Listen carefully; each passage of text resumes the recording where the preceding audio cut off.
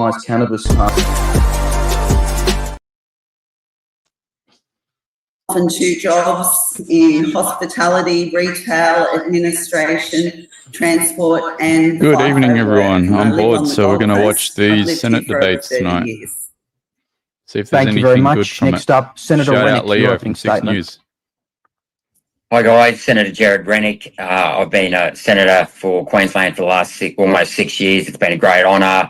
I've always put the people first. I've always stood up against the tyranny of the institutions, including big government, big media, big corporations, big unions and big super funds. We have a range of policies, people first, that are designed to put the people first and to serve the best interests of the people, and that's across a wide range of areas, including economic, health, defence, etc. And of course, I also believe that if you elect me, I can help bring the minor parties together over the next 6 years. Thank you very much. Senator Roberts, your opening statement. Thank you, Leo. In my term in the Senate, I've always been free to speak the truth and to advance policies that meet the needs of the Australian people. After 6 years of listening tours throughout Queensland and Australia, and with the help of power, experience and resources, One Nation has developed a set of policies that will get young people into their own home, that will reduce the cost of groceries, petrol, insurance, housing and travel, and that will restore abundance and opportunity to all Australians. Tonight, I look forward to sharing One Nation's election platform. Thank you very much. Last but not least, Jim Wilmot, we'll let you go ahead with your opening statement. Thanks, Leo.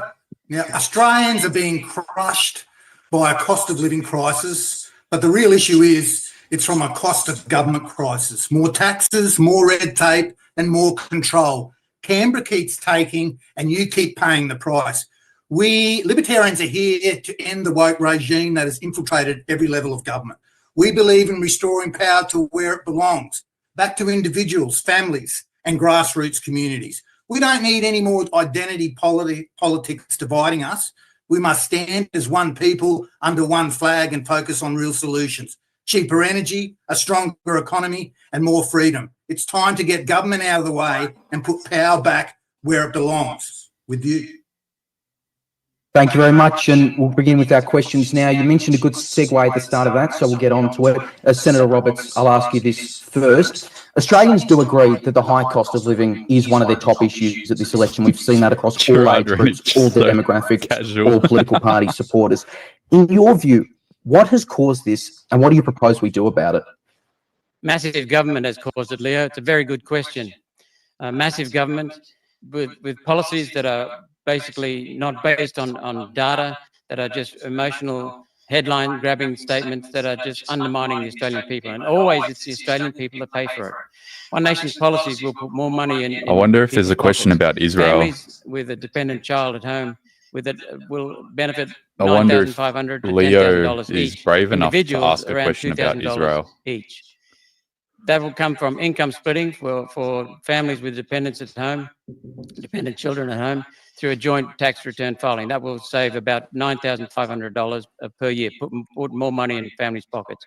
We'll halve the fuel excise tax, so that'll save 26 cents per litre on diesel and petrol. We'll cut out the alcohol excise tax in hospitality venues. Yeah. To revive industry, the hospitality industry, and revive social, communal get-togethers. We will cut electricity bills 20% immediately, reductions of up to 50% longer term. These are some of the issues that people face, and we want to put more money back in people's pockets by addressing the key thing, which is cutting out government waste and duplication. Senator Rennick, I'm interested in your thoughts as well. You and Senator Roberts have served together since 2019. So you've also seen what's been going on in Parliament, mentioning things. What do you believe has caused this current crisis we face ourselves in?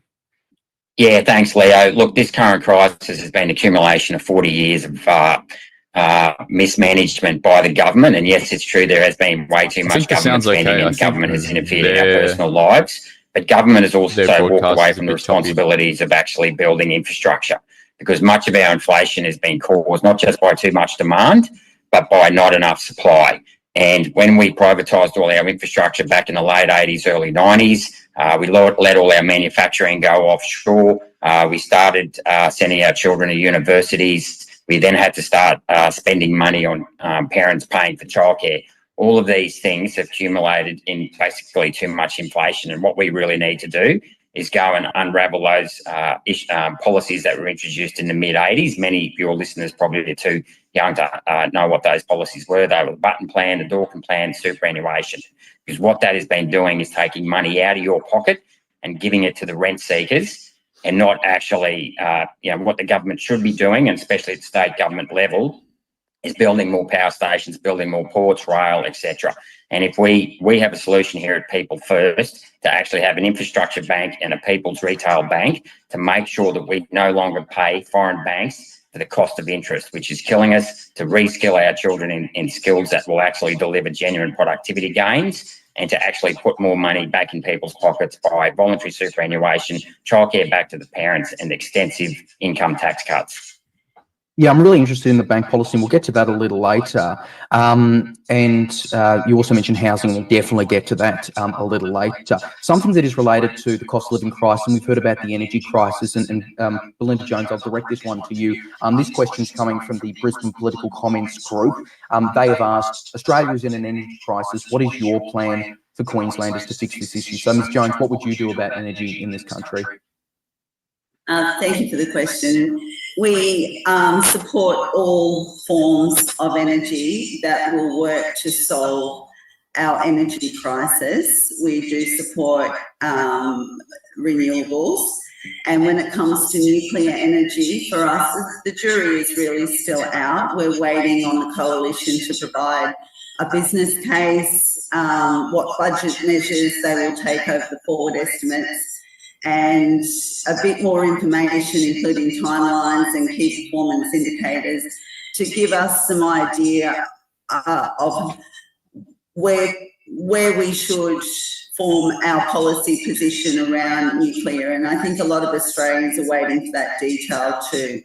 So when it comes to the energy crisis and a lot of the other crises we're facing, it is a culmination of failures of major parties who seem to be very out of touch with what real Australians are going through.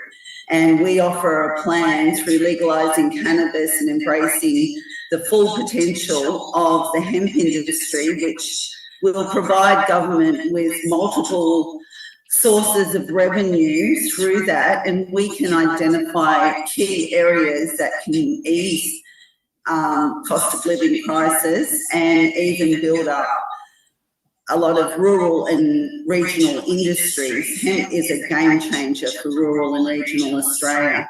And if we can earmark some of that revenue to help young people get into apprenticeships and trades, but not only support the apprentice, we need to focus on supporting the businesses, because when those apprentices graduate, they leave the business. So we want to embrace the hemp industry and realise its potential, but use that money wisely to benefit Australians. We will certainly get to the issue of legalising cannabis a little later in this. I'm interested though, Jim Wilmot, there's been a lot of talk, not necessarily just in this debate, about what the government can do for it. I know your party takes a bit of a different approach in terms of what government can and can't and should or shouldn't be doing.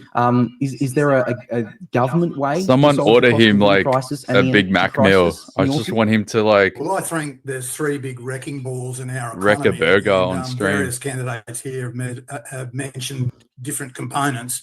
One is the out-of-control government spending. I think Labor in this term has spent something like $346 billion. And of course, that's contributed to inflation. And they really haven't spent that money on, like Senator Rennick was saying, on infrastructure and stuff that provides benefits to Australia. They've used it for their own political means. The second wrecking ball is our energy crisis. Yes, we are in a real energy crisis. We used to be, we've gone from energy prosperity and we're heading over an energy cliff to energy poverty. So, and the last wrecking ball is red and green tape. You know, we are the world champions in developing a bureaucracy that reduces productivity and restricts growth. On energy, I'd like to say, and we need to really react quickly to this because we're not far away from having blackouts. We've seen them now. So, you know, I support a common sense approach to energy crisis, but not one that's going to take us there in 10 years. And I include nuclear power as a priority, but we need, as a priority, to keep coal-fired power stations and build more gas peakers to ensure that we've got the reliability and the base load while reducing cost to industry and the public, because that's one of the main Let me drivers refresh for the the cost of stream. Their stream. service system. See if that So helps. we must ditch these arbitrary self-imposed deadlines and unrealistic targets that are just steamrolling our communities, destroying the environment and smothering farmlands in this renewable. So I propose an immediate moratorium on commercial renewable projects and to remove all subsidies while lifting the bans on nuclear power. Every Australian deserves access to reliable and affordable energy. That's our top priority, not chasing these net zero fantasies that leave our environment and rural communities and the economy in tatters. So I'll always put the energy security and affordability of power first for the Australian people. Ms. Jones, do you reckon that coal could be an answer here? You know, there is talk about Australia's coal capacity, which, you know, does exist at the moment. Is that helpful at the moment? Coal is obviously an option that has to remain part of our energy mix for several years to come.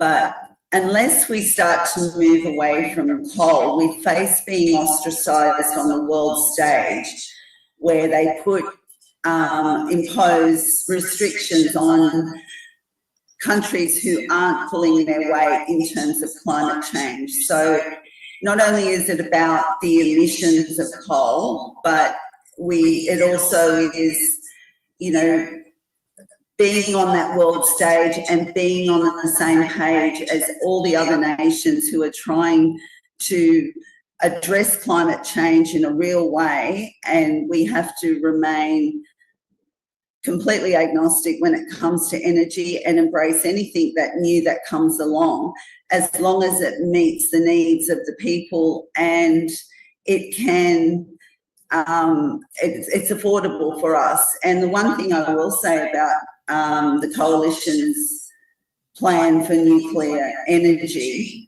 is I would be advocating for the ownership of those public assets. If they are paid for by the taxpayer, then we must take it to a referendum and enshrine that public ownership in the Constitution. Otherwise, we may face in future years legislative change after a change of government, which may see those assets sold off.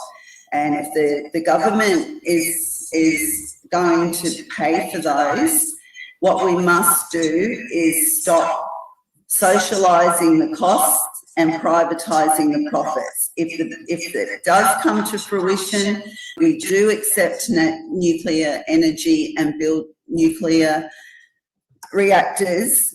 All right. Paid for by the taxpayer, then it must be enshrined in the Constitution that they remain the property of the taxpayer. All right. Senator Rennick, I'm actually interested in your thoughts, because obviously you're a former member of the LNP. It is your former party's, you know, I think you're in the party when Peter Dutton first started talking about nuclear, which has become a big issue this election. As a People's First Senator now, is that part of your energy plan?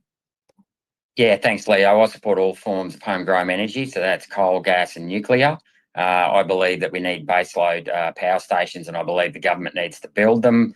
I don't support the Coalition's policy in terms of using nuclear to phase out coal. If anything, they should be phasing out renewables. Look, if people want to put solar panels on their roof or they drive an electric car, that's fine. I just don't think they should be subsidised, and that's one of People's First policies, is to abolish all subsidies for renewables or any other energy mix for that matter. And that's pretty much it. I mean, I grew up in a state when we had something like 14 coal-powered fire stations, and they were, you know, we had the cheapest energy in Queensland throughout the 80s, just relying on homegrown coal. And the Finkel report in 2017 showed that the cheapest energy in Australia was actually the coal-fired power stations. And that's because basically the state government here in Queensland owns many of the coal mines that power those coal-powered fire stations, in particular Kogan Creek and Tarong Energy. And that means the actual raw materials are free that go into it. So that generates recurring revenue for the state of Queensland. And that recurring revenue then goes on and pays for schools and hospitals, which is incredibly important to make sure that we meet our requirement to provide essential services, and it also provides cheap energy to our small business that are vital if we are to have a productive economy that pays enough taxes so we can meet our bills and provide essential services. I know Senator Roberts is sitting there patient. I'll get to you in just a moment, but I just want to stick to Senator Rennick for just a moment on a separate matter, because you know, with the People First policies, I was looking through some of them. You know, there's calls for a public bank, a government insurance office, things like this. Do you think government intervention can actually help the economy in the situation it's in? Is that really the solution? Yeah, absolutely. So basically, I grew up in a country where we had a public-private partnership. So we had a number of private banks and we had one public bank, the Commonwealth Bank. And I can guarantee you that had the Commonwealth Bank still been in public government hands, all those private banks would not have shut branches in the regions, which means that our small business can access cash. Our people can go and get face-to-face services, and we'd still have fixed term home loans longer than 5 years. So, and I actually think that it was the privatisation of the Commonwealth Bank, along with introducing superannuation, that led to the Royal Commission into financial misconduct in the private sector. Likewise, privatising SGIO up here has led to rapid insurance increases. With a government-owned insurance bank, we can eliminate the cost of reinsurance. 50% of insurance costs in this country are reinsurance costs paid by our private insurers to foreign reinsurers. So we can reduce, by having a government insurance bank, we believe that we can reduce the cost of insurance and we can bring more people back into the insurance pool, which again will lower costs. And finally, an infrastructure bank will basically fund the construction of 7 sovereign assets: dams, power stations, road, rail, ports, airports, and infrastructure, and telecommunications. And what that means is that we don't have to pay interest to foreign countries to use their currency, because as a sovereign country, we should use the equity we already have in our own sovereign wealth rather than waste money paying interest to foreign banks against our own title. Senator Roberts, does One Nation support a public bank or other, federal government intervention in economic matters? Wholeheartedly, very enthusiastically, and we were the first to raise it in the modern parliament. I want to point out that we had a People's Bank, a Commonwealth Bank, as it was originally called, back in 1910. The Fisher Labor government introduced it with legislation, and it performed very, very well. Took us through the First World War without any debt. It enabled us to increase our trade, build our industry. The Commonwealth Bank, as a people's bank, was absolutely wonderful. We support it not only because of the reasons of providing superior competition, but accountability. When the private banks, let's face it, Leo, the private banks are the 4 big ones: NAB, ANZ, Westpac, and Commonwealth, have basically the same share registers when it comes to the international firms that own them. BlackRock, Vanguard, State Street. They control a controlling interest in these 4 banks. We have one bank, not hiding behind 4 logos. Same policies, same strategies, same services, and their products are almost identical. What we would have if we had another People's Bank, which is what we've been advocating for many years now, is we would have accountability to force those banks to actually compete and on merit. That's what happened with the first Commonwealth Bank under the governorship of Denison Miller, and it was a fantastic success. The only bank in the whole of North America that has made a profit in every year of its existence is the State Bank of North Dakota, which is the People's Bank owned by the state government. It's the only bank that's performed well throughout its career, throughout its history. It provides loans to individuals, small businesses, farmers. That's what we need in this country. A new People's Bank. Jim Wilmot, your party, the Libertarian Party, is against a lot of government ownership of businesses. I know you talk, and the party talks about private sectors doing things that public sectors might be currently doing. Does that mean you're against a public bank? Of course. We've just had a conversation in our opening statements and a little bit further on about the government's too big. We've got too much bureaucracy, too much red tape, and we want to build a People's Bank. We want to build a government insurance bank. That's just increasing the size of the bureaucracy. And to talk about accountability, well, how accountable is this government at the moment? Are we going to go to a People's Bank and they say, well, Jim, look, you're a farmer You've got cows that burp and fart, so we won't give you any more money to buy the property next door, mate, because, you know, it's all about climate change and lowering emissions. I think it's ridiculous. And I just want to go back to Belinda's comment there where, you know, she supports the rollout of renewables. So, Belinda, have you seen the videos of them blowing the tops off mountains, the Great Divide, knocking over trees with koalas in it? So you're fine with that, and you're fine for us to import all this garbage from China because it's all made in China with coal that we export and they dig out of the ground. So you're fine with that, mate. So you're okay with what's happening there. Linda? Well, yes, we do. We wholeheartedly support renewables, and as I've said, we remain open to new technologies on the energy market. Everyone's got a copy. I would say that, I mean, I grew up half in Sydney and half in the Hunter Valley. My grandparents were in Aberdeen, so I'm very, very familiar with the Hunter Valley. And if you go to some of the open cut coal mines and look at the environmental destruction they have brought upon our waterways, aquifers, the environment, and you just know that room stinks. They are far more obscene to the eye than any renewables that are being built. And we have farmers who are now enjoying multiple streams of income. They're able to put solar panels at a height and still graze sheep and cattle underneath. So that's animal cruelty, mate. That is animal cruelty to put sheep and cattle where there's solar panels. Do you know what happens to them? Sheep are getting cut and maimed. That is actually dangerous to put sheep and cattle in those panels. And you know, they didn't give us warnings like the Livestock Protection Authority saying there's a question there. I filled it out the other day. Do you have stock grazing where there's solar panels or wind turbines? Luckily, I don't, because I hate the damn things. Because if you do you have plans to move them? Well, that stinks like there is a contamination issue with solar panels, large-scale solar panels, and wind turbines. We know the stuff that flakes off the blades. Bisphenol A is actually dangerous and contaminates waterways. And we are sticking these damn things up the top of our catchments along with battery packs and solar factories, and you think it's great. And guess it, they don't have to rehabilitate these areas, Belinda. There's no laws. They can just go after 20, 25 years and leave it the way it is. Say they can't afford it. At least with coal mines, you've got rehabilitation bonds and there's laws there to make them rehabilitated. I just think it's an absolute farce. I am conscious of time, Belinda. If you want to give a response in about 20, 30 seconds, go ahead. Well, thank you. I respect your opinion, Jim. One of the key values of our party is personal freedoms and freedom of speech, and often that means hearing things that we don't particularly like or don't agree with, and that's fine. And as long as we don't cross the line into hate speech. And it is a very emotive issue, and what we are focused on are solutions, finding the facts and sorting out the chaff from the wheat on the energy crisis. And let's stop debating and stop being climate denialists.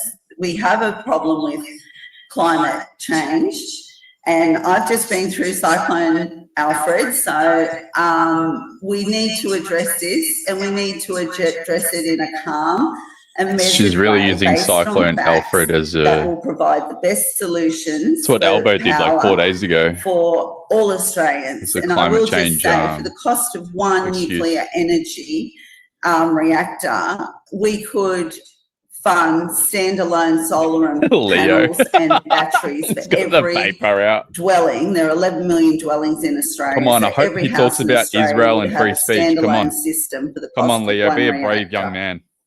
I am just really conscious of time. Just very circling back to what we were mentioning about the banks. Just very quickly, Senator Israel Roberts, and free speech. Come on, Leo. Mr. Wilmot made a point there about, you know, otherwise I'm going to have to organise a debate managing this because obviously they're the government, or would we want another government, a big government, managing a bank and controlling that? Does he have a point on that argument? Thumbs up the video. He does have a point in that argument. But on YouTube, two factors that point against and share it the very video much. on First of all, X Jim doesn't know what we know. We know that the banks control the government. That is a fact. That'll be a riot. John Howard made legislation that made the banks all powerful in this country. They haven't been scaled back. After all the rorts, the fraud, the intimidation, the theft, the blackmail from the banks that was uncovered in the latest Royal Commission, not one executive has gone to jail. Not one. Some have paid fines, but minimal fines. The second thing I need to point out is that the government, back when the original Commonwealth Bank was the People's Bank, the government was separate from the bank. It had the key to the success of the Commonwealth Bank back then was the fact that Dennis Miller was a very independent governor, and he managed that bank well. They found a bank executive to manage the bank, and he did a fantastic job. And what's more, people voted with their feet. They opened up bank accounts in the Commonwealth Bank, and that was because they had a superior service. That was the government. Sorry, not a government-owned. It's the people's bank, not a government bank. All right, I am again just conscious of time, and I know I said it, Max, but you know, it is 8:30, so we'll be very conscious of time. I'm sure candidates understand that. On a completely separate matter, Ms. Jones, I think everyone watching tonight understands what your party's main policy is, legalising cannabis. Given the Greens are already in Parliament, they've introduced a bill to legalise cannabis. Why shouldn't voters just vote for them if they want that done? Legalised Cannabis Party's policy is far more comprehensive than the Greens' policy. The cannabis plant has the potential to feed us, clothe us, house us, fuel us, and medicate us. So the Greens' policy is 1/5 of our policy. We are really focused on embracing the hemp industry, and what that will do will provide a domestic manufacturing industry in the areas of food and fibre production, biofuels, building materials and medicine that will act as a buffer against international headwinds which disrupt our supply chains and push prices up. So our policy is so comprehensive, it extends across 8 or more portfolio areas, from education, health, the Attorney General's, agriculture, infrastructure, jobs, treasury and revenue.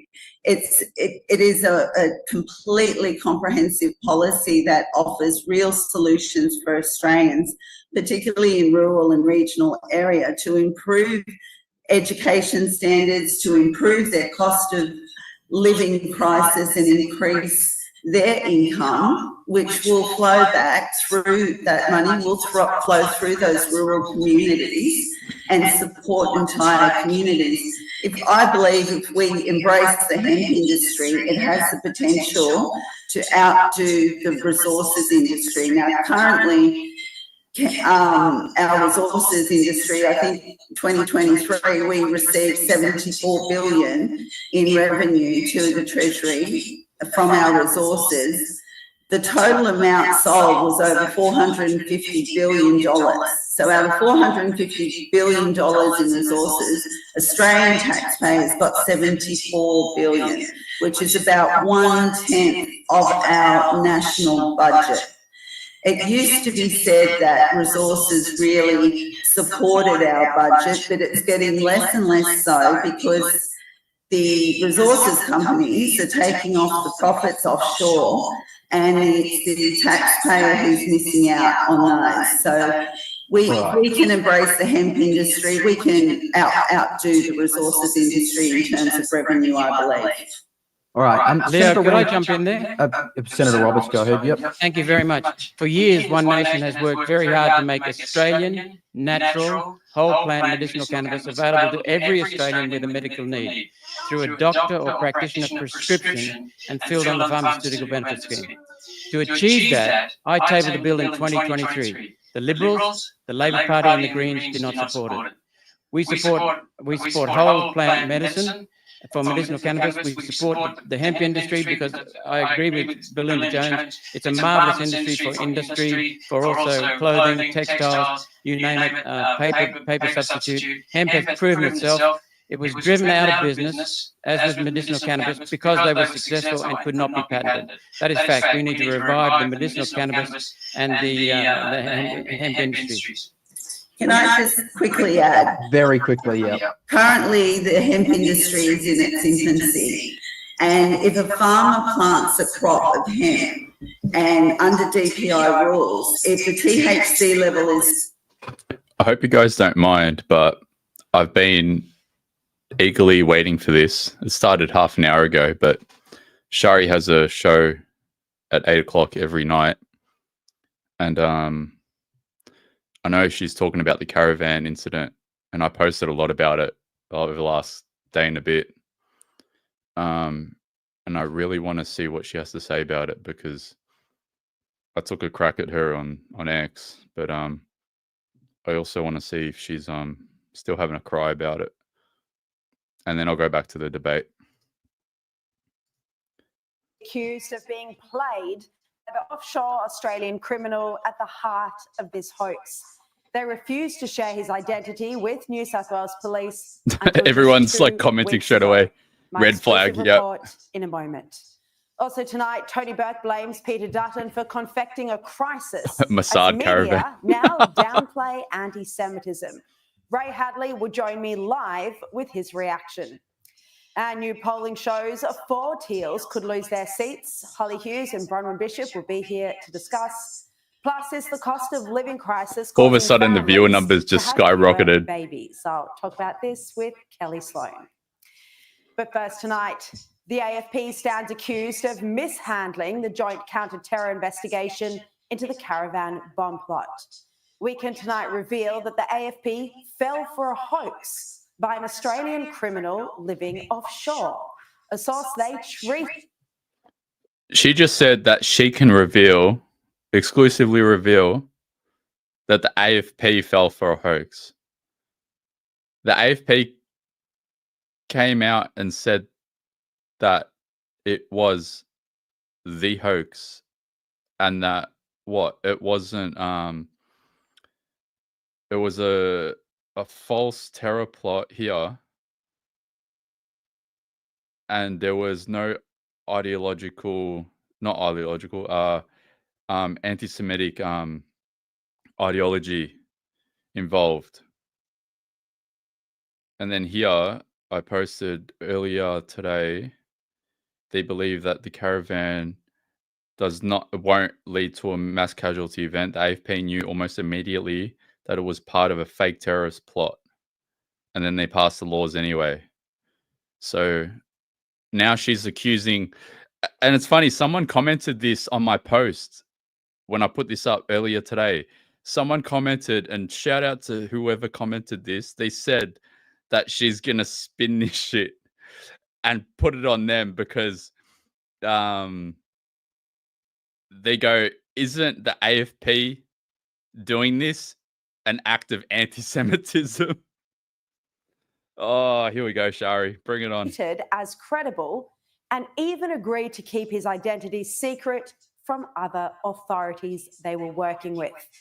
The AFP has now been accused of being played by their source, who claim to be aware of credible and ongoing threats against the Australian Jewish community. And this included a threat against a prominent Jewish businessman who's required 24-hour police protection for more than a month. Despite insisting that New South Wales Police act on their informant's intel, the AFP then withheld the identity of the source. This led to immense disagreements and unrest at the heart of the joint investigation that was meant to be investigating the anti-Semitic threats.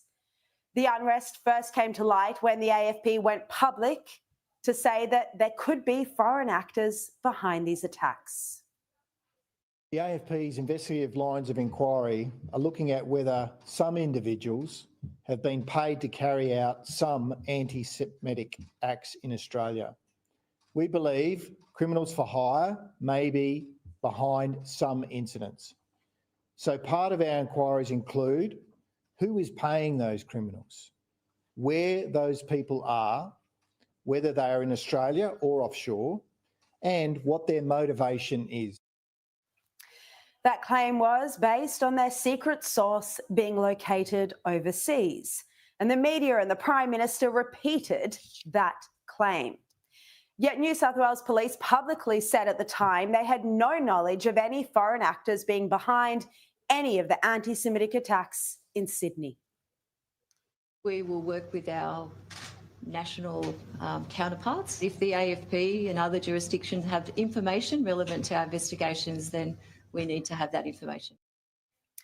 The AFP had been referring to their informant, who was an Australian criminal based offshore. New South Wales Police didn't know about any offshore link because the AFP deliberately withheld information, that source's identity, despite the investigation being a joint operation with New South Wales Police. Now, despite their claims on Monday's press conference, the AFP did not know initially that the caravan bomb threat was a hoax. But New South Wales Police were immediately concerned that it was suspicious, and the Daily Telegraph reported that on the day they broke the story.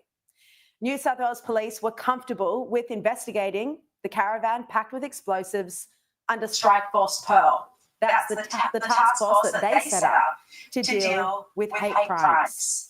Now, my sources tell me that it was the AFP that insisted on escalating the caravan plot into a joint counter-terror investigation, which then also included officers from ASIO and the New South Wales Crime Commission. In recent weeks, the AFP's offshore source, who they'd been taking seriously, was deemed not credible. Multiple sources told Sky News that the AFP only informed New South Wales Police of the identity of this Australian criminal as recently as 2 weeks ago. We put this to the AFP this afternoon, and an AFP spokeswoman said that the AFP had received specific information about the presence and location of the caravan on January the 19th. The spokeswoman said all threats are taken seriously by the AFP. It was a decision by all the agencies, the AFP, ASIO, New South Wales Police and the Crime Commission, that the matter be investigated by the New South Wales Joint Counter-Terror Team. Well, this was such a bungling and mishandling that there are now calls internally for an investigation into how the matter was handled by the AFP, and also a review into joint investigation arrangements. But the revelation that organised crime is behind some anti-Semitic attacks is now helping to fuel a campaign to downplay the anti-Semitism crisis in Australia. Here we go. I got $2 on her having a crack at me.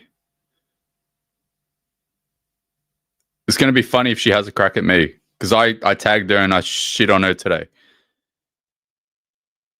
Let's see what she says. This is going to be interesting.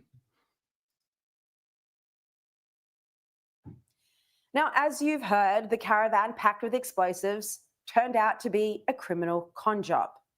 But that's been seized by some commentators and politicians who are trying to suggest anti-Semitism is actually not that serious or that violent a problem. They're even saying we should all be comforted. Well, that suggestion is plain wrong and downright dangerous. Let's just have a look at some of the anti-Semitic attacks, real attacks, that we've witnessed. The preschool firebombing, the Newtown Synagogue arson attempt, the cars torched and the homes vandalised outside Alex Rifchin's former house, the Adass Synagogue fire in Melbourne, just to name a few. The motivation behind these attacks, whether it's anti-Semitic ideology or other criminal purposes, is utterly irrelevant. Let me say that again. The motivation is irrelevant because these attacks on Jewish property were real and could have cost lives. The motivation is relevant because there is a massive distinction between graffiti, hate symbols and hate gestures, hate speech, and terrorism. How can you say that there isn't a difference? And then not only that, I was thinking about this earlier. There was what, a 40 meter blast radius? How can there be a 40-meter blast radius with something that doesn't have a detonator? The radius is 0. Come on.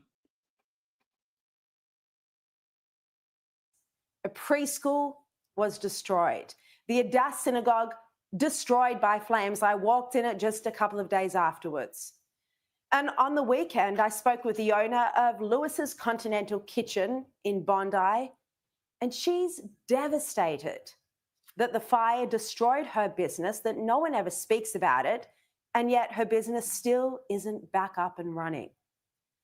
Yet we've seen so many commentators and politicians now using the fake caravan plot to downplay this crisis, saying the Jewish community should be comforted. Well, in many respects, it's even more terrifying that organised crime is involved in some of these incidents, given the easy access to serious weapons and the means to commit the attacks. There's no comfort here. Those people now downplaying anti-Semitism. Look, I don't care whether she brings me up or not. I don't think she will at this point. But the fact that she's actually saying commentators and politicians, she is 100% seen my post. Absolutely seen my posts. Because they've been ranking #1 on trending about this exact topic on X in Australia over the last 24, 48 hours. Which is, come on, Shari. What are you doing? You're gaslighting everyone. There's no motivation, or the motivation doesn't matter. Oh my God. It is so critical. Never wanted to speak about it in the first place. Hatred and attacks on Jews were an inconvenience to them. Now, the police revelation that the caravan of explosives was a hoax has given them an opportunity to gaslight our community. And that's exactly. She's accusing us of gaslighting. I knew this was going to be a great segment. I knew it. I was so excited for it tonight. Wow.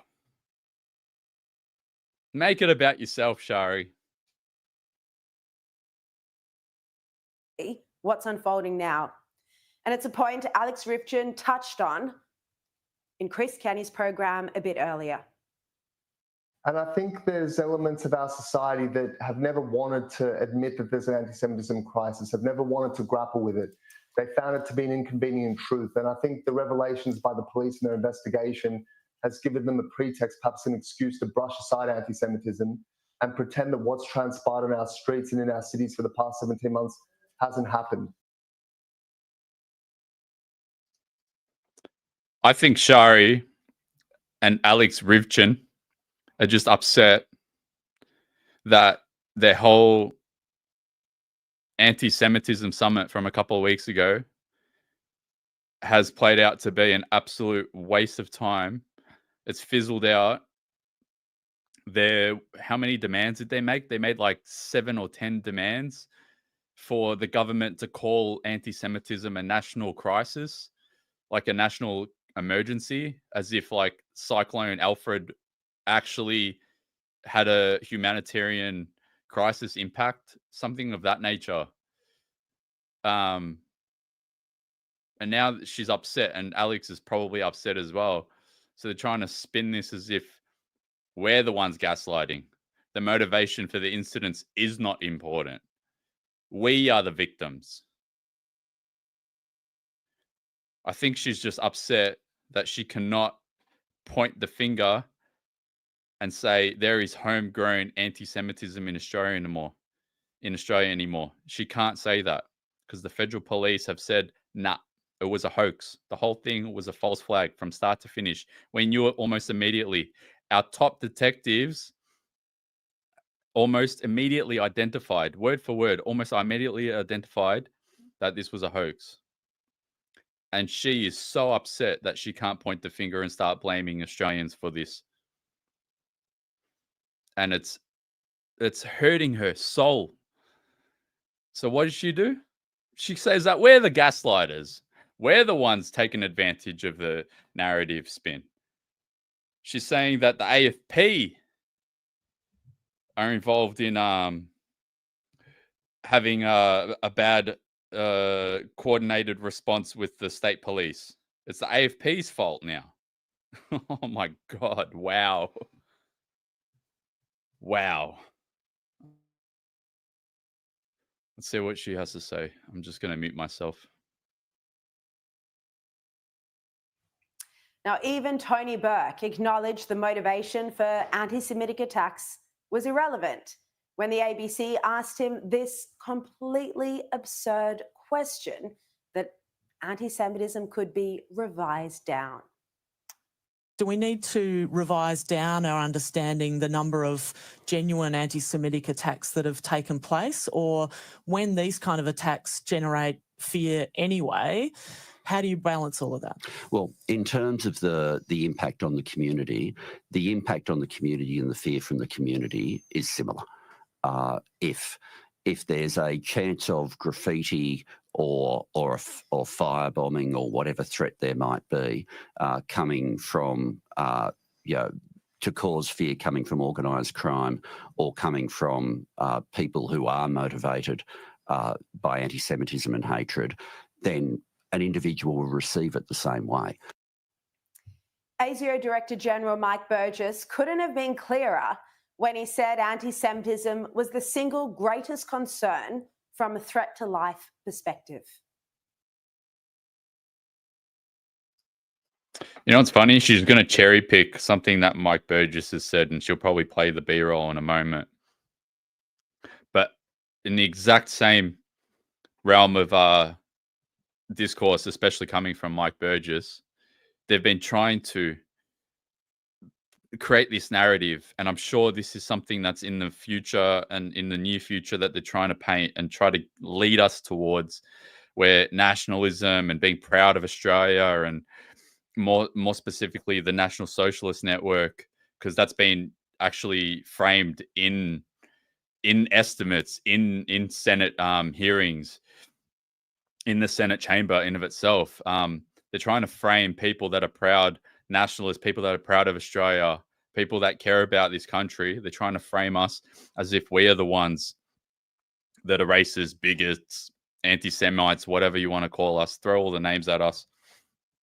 I feel like this is all leading to that crescendo where they're trying to make it so we can't be proud of this country, and anything that we say that comes off as if we're criticizing them, bang, hate speech, nah. And like I said earlier today, they're not going to repeal these laws. They're not going to repeal these laws. They accomplished their goal. Everyone played their role to a T. And now that these laws are in place, I looked this up a couple of months ago. The last time a law got repealed was like over a decade ago, or maybe like close to a decade ago at least. So it takes, because it needs to go through the process that it went through in the House of Reps and the Senate, at least the federal one, the same way it went in. So it needs to, a repeal motion needs to be put into place for a bill, for the hate speech bill, for argument's sake. They need to say, all right, majority votes in the House, majority votes in the Senate, and then it'll become an act of repeal to pull that legislation apart. And that's just not going to happen. And I know Ruddock is going to try to pass a motion for New South Wales state hate speech laws to be repealed as well next week, which will be interesting to see what happens. I don't think he's going to have the support outside of the Greens, based from what I've seen over the last couple of weeks. But yeah, let's see what she has to say and how she's going to spin what Mike Burgess said. And what the point that I wanted to make, Mike Burgess came out and said last week that NSN is not an issue to us. We don't want to label them as a terrorist threat. and you guys should probably stop talking about us, because every time you talk about us, you help their recruitment. You help with them recruiting. Oh my God. All right, let's see how she spins what Mike Burgess said. Everything they do and they say just has the opposite effect. It's please keep doing what you're doing, Shari. You're doing well. Never interrupt your enemy. What's your assessment about the increase in the level of anti-Semitism? Right now, in terms of my organisation, our threats are faced threats to life, threats to way of life. In terms of threats to life, it's my agency's #1 priority because of the weight of incidents we're seeing play out in this country. No less than the Director General of ASIO. Yet never mind what he has to say, because of course, the likes of Tony Burke and the ABC and the Nine Network know better.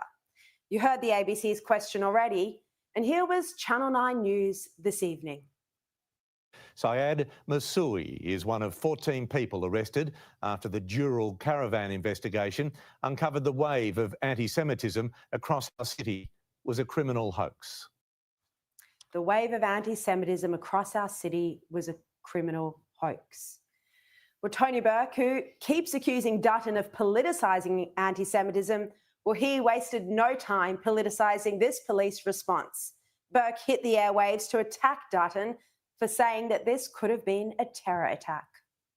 On one day in the Parliament, he made the assertion that we were dealing with a planned mass casualty attack 4 times in less than an hour. Like, he was just off.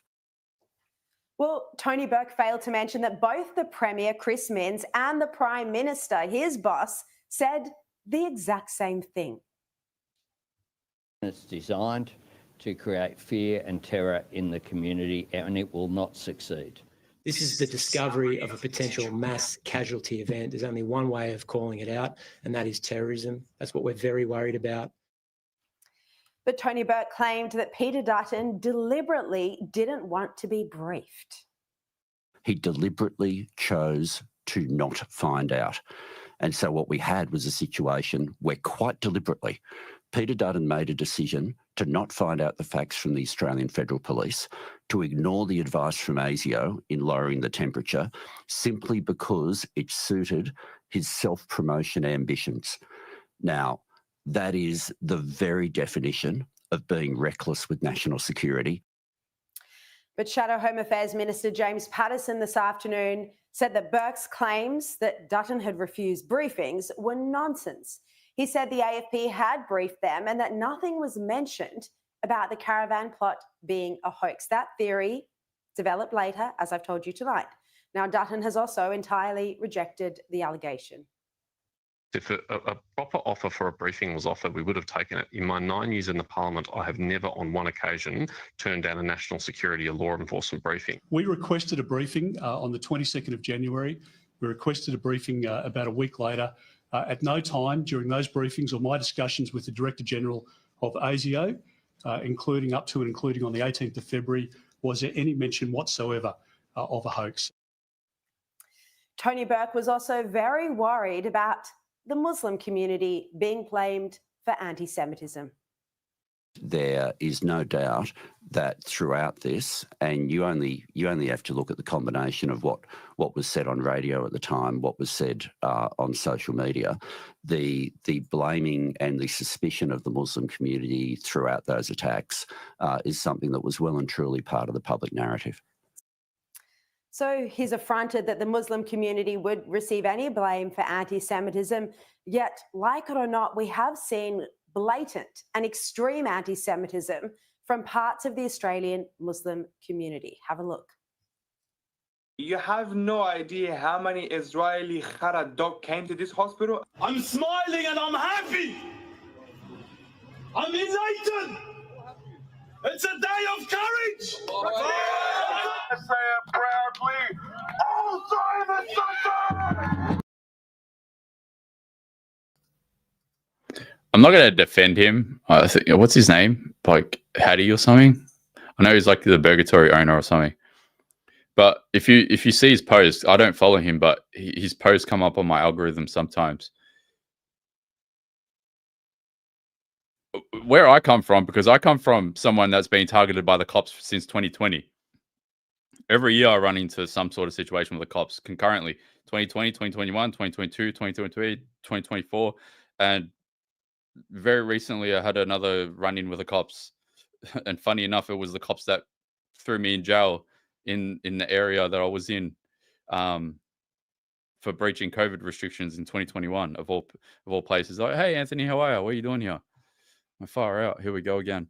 But I think with his case, like he's probably said some dumb shit, but I think everyone would agree, regardless, is that we want equal governing.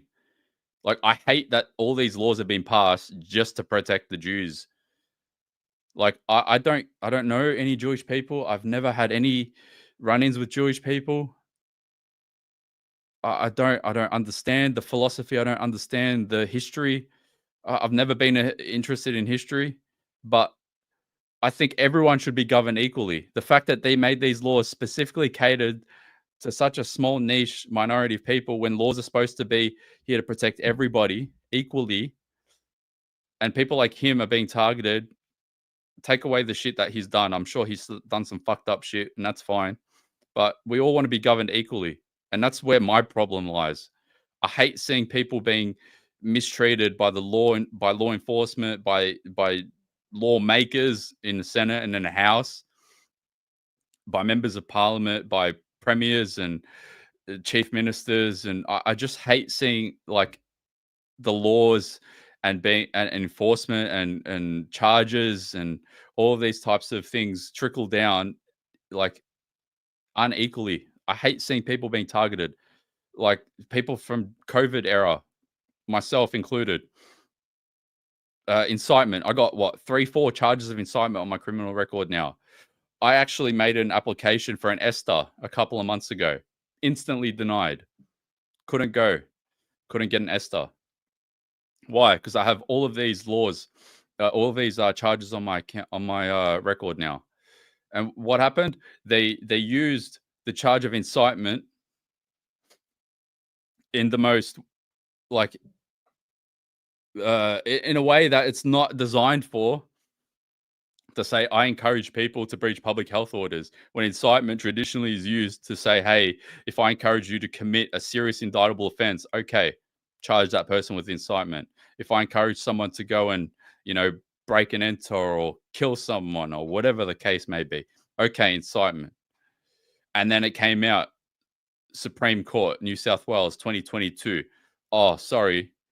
Those charges, the breaching public health order charges that we gave on your record, Anthony, the one that's completely derailed your life for the foreseeable future. Yeah, those charges were actually unlawful. But because you pled guilty, because we denied your appeal, and because we gave you a Parker warning and threatened you with another 5 months on top of your sentence, well, you pled guilty. You took it on the chin. It's been more than 28 days to appeal it. It's been 4 years now. Too bad, Anthony. Suck it up. I just want laws to be used equally for everybody. I hate that all of these laws are being politicized. I'm sure he's done some fucked up shit, It is what it is. Fucking hell. Anyway, let's run this shit and see what Shari has to say. If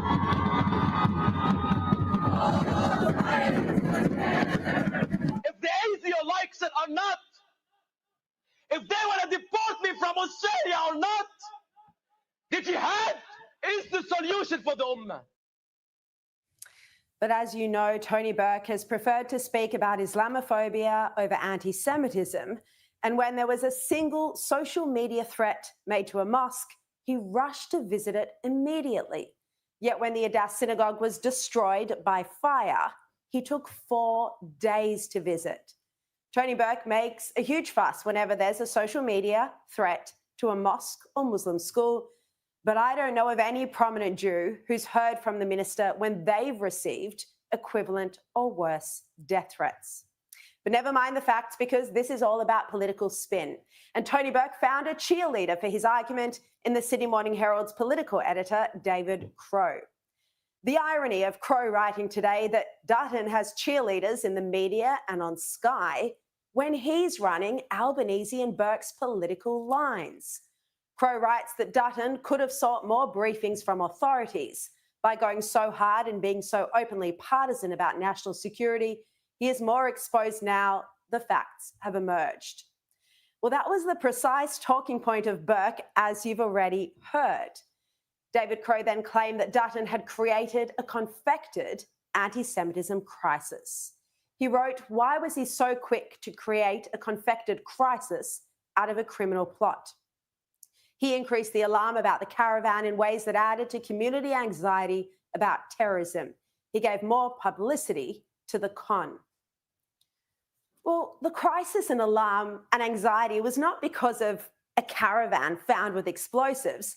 It was because of the 2,000 actual incidents of anti-Semitism, including violent crime and arson attacks that took place last year and that were reported to Jewish groups. If the Sydney Morning Herald really believes that this is a confected crisis created by the opposition leader, then they're more removed from reality and more beholden to the Albanese political agenda than we thought. The truth is, left-leaning media outlets were very slow to cover anti-Semitism in the first place, and now they're using the caravan as an excuse to downplay the crisis. Yeah, they love to exaggerate numbers. Really? 2,000 incidents? 2,000. Can she provide a source of that? 2,000? This is categorically a campaign of terror and violent crime that has targeted Jewish homes, cars, businesses, and the community. And no matter how you spin it, or the motivation of those behind it, it doesn't detract from the lived reality.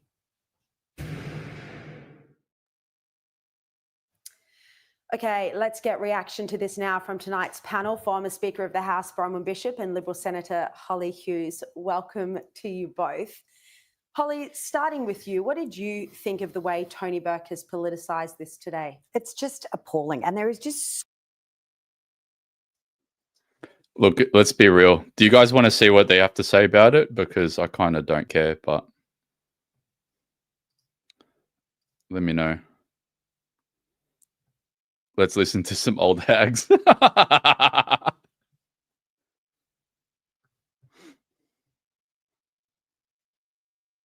All right, I'll play it. No? Let me know quickly.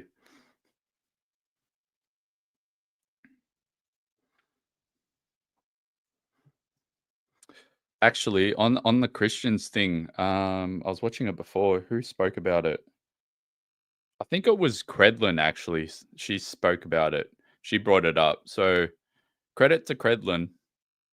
You know, she actually brought up the Christian massacre I mean, I think maybe that's happening at the moment.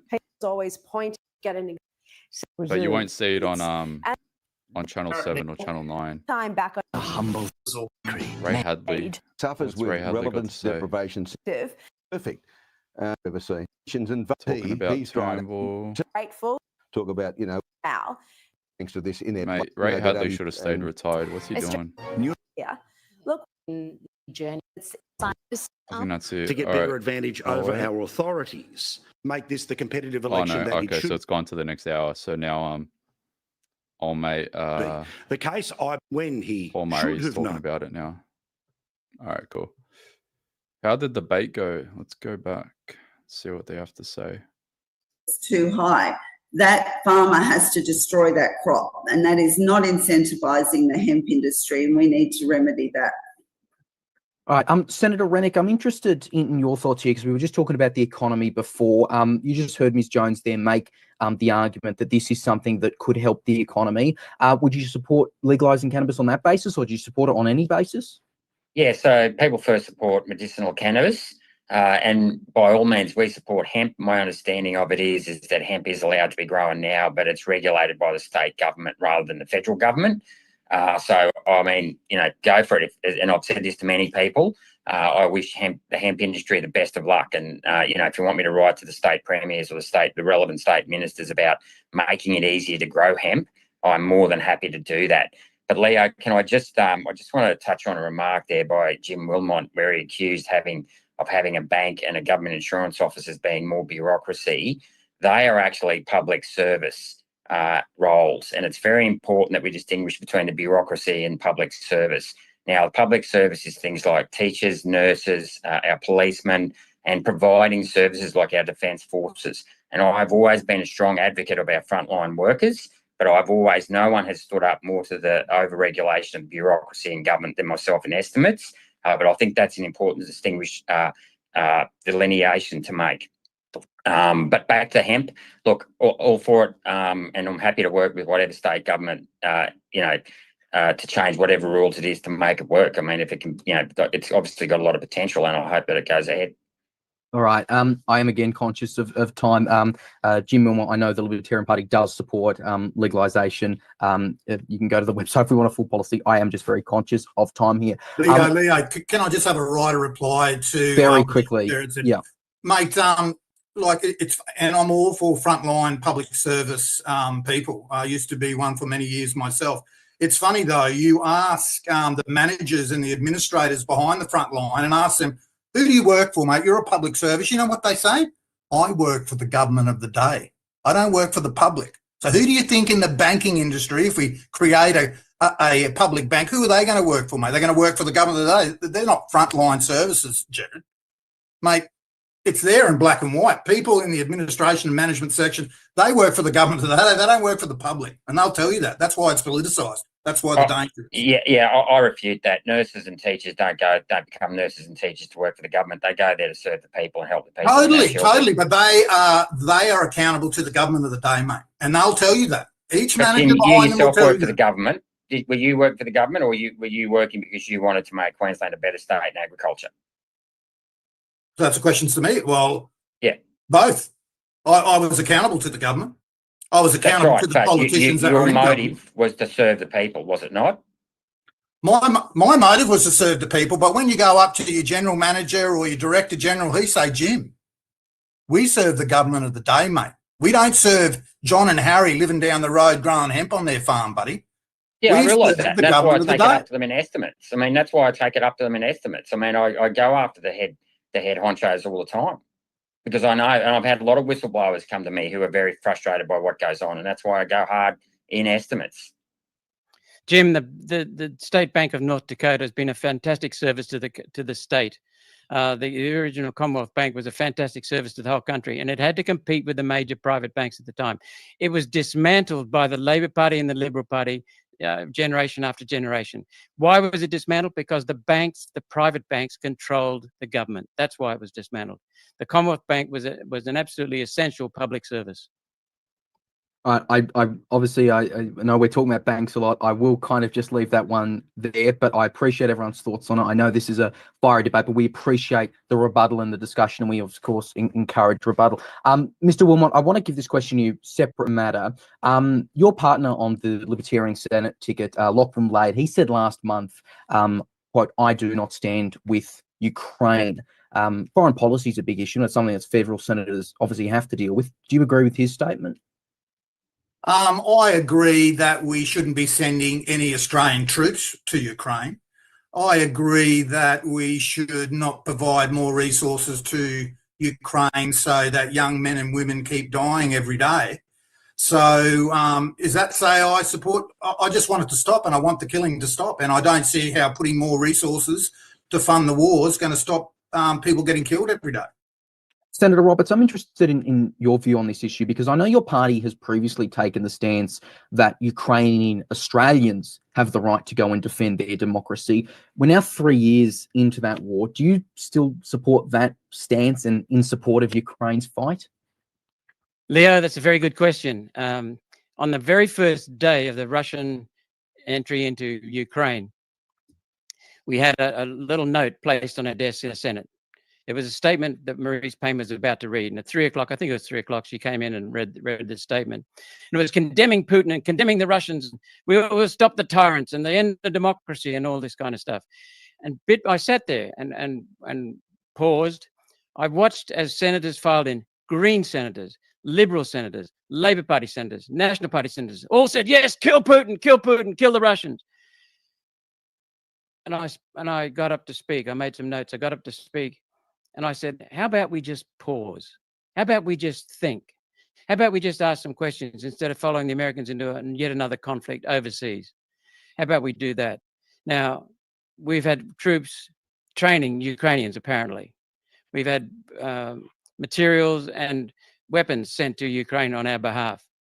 I don't want any Australians in Ukraine.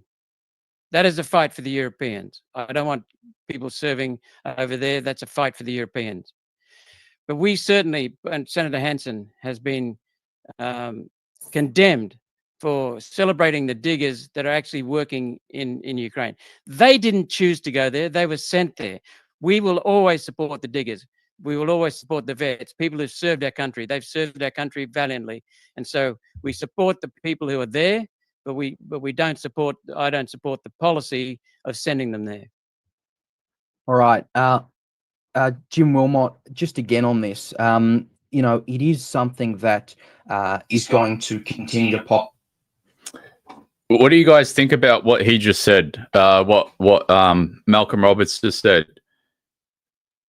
Do you support the fact that they are there because they were sent there, but you don't support the policy of sending troops there? Do you agree with what he said?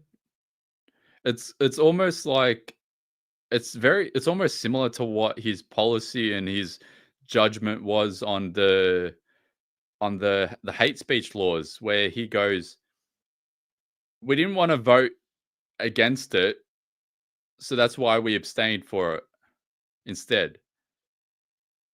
We support our troops, our Aussie troops, but if we have to send them there, then, well, we support our troops even though we don't support the policies to send them there. I think you withdraw them and just let Europe deal with it. Don't send Aussies like that guy that I don't know if he's still a prisoner of war there or if he's been killed by Russia or not. But I haven't seen almost anyone have sympathy for that guy outside of the mainstream media and the government. He put himself in harm's way. He at that point, you're a mercenary. You're not an Aussie troop. You're fighting someone else's war. Sendru Pavlo. He's in Ukraine, isn't he? I think I saw that last week. He's in Ukraine. That's hilarious. Yeah, Sendru. That's bloody hilarious.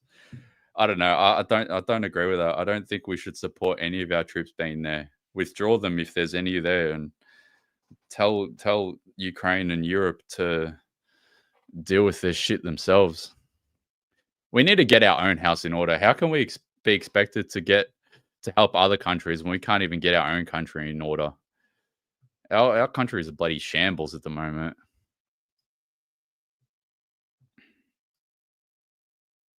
Up in Parliament if you're elected as a senator.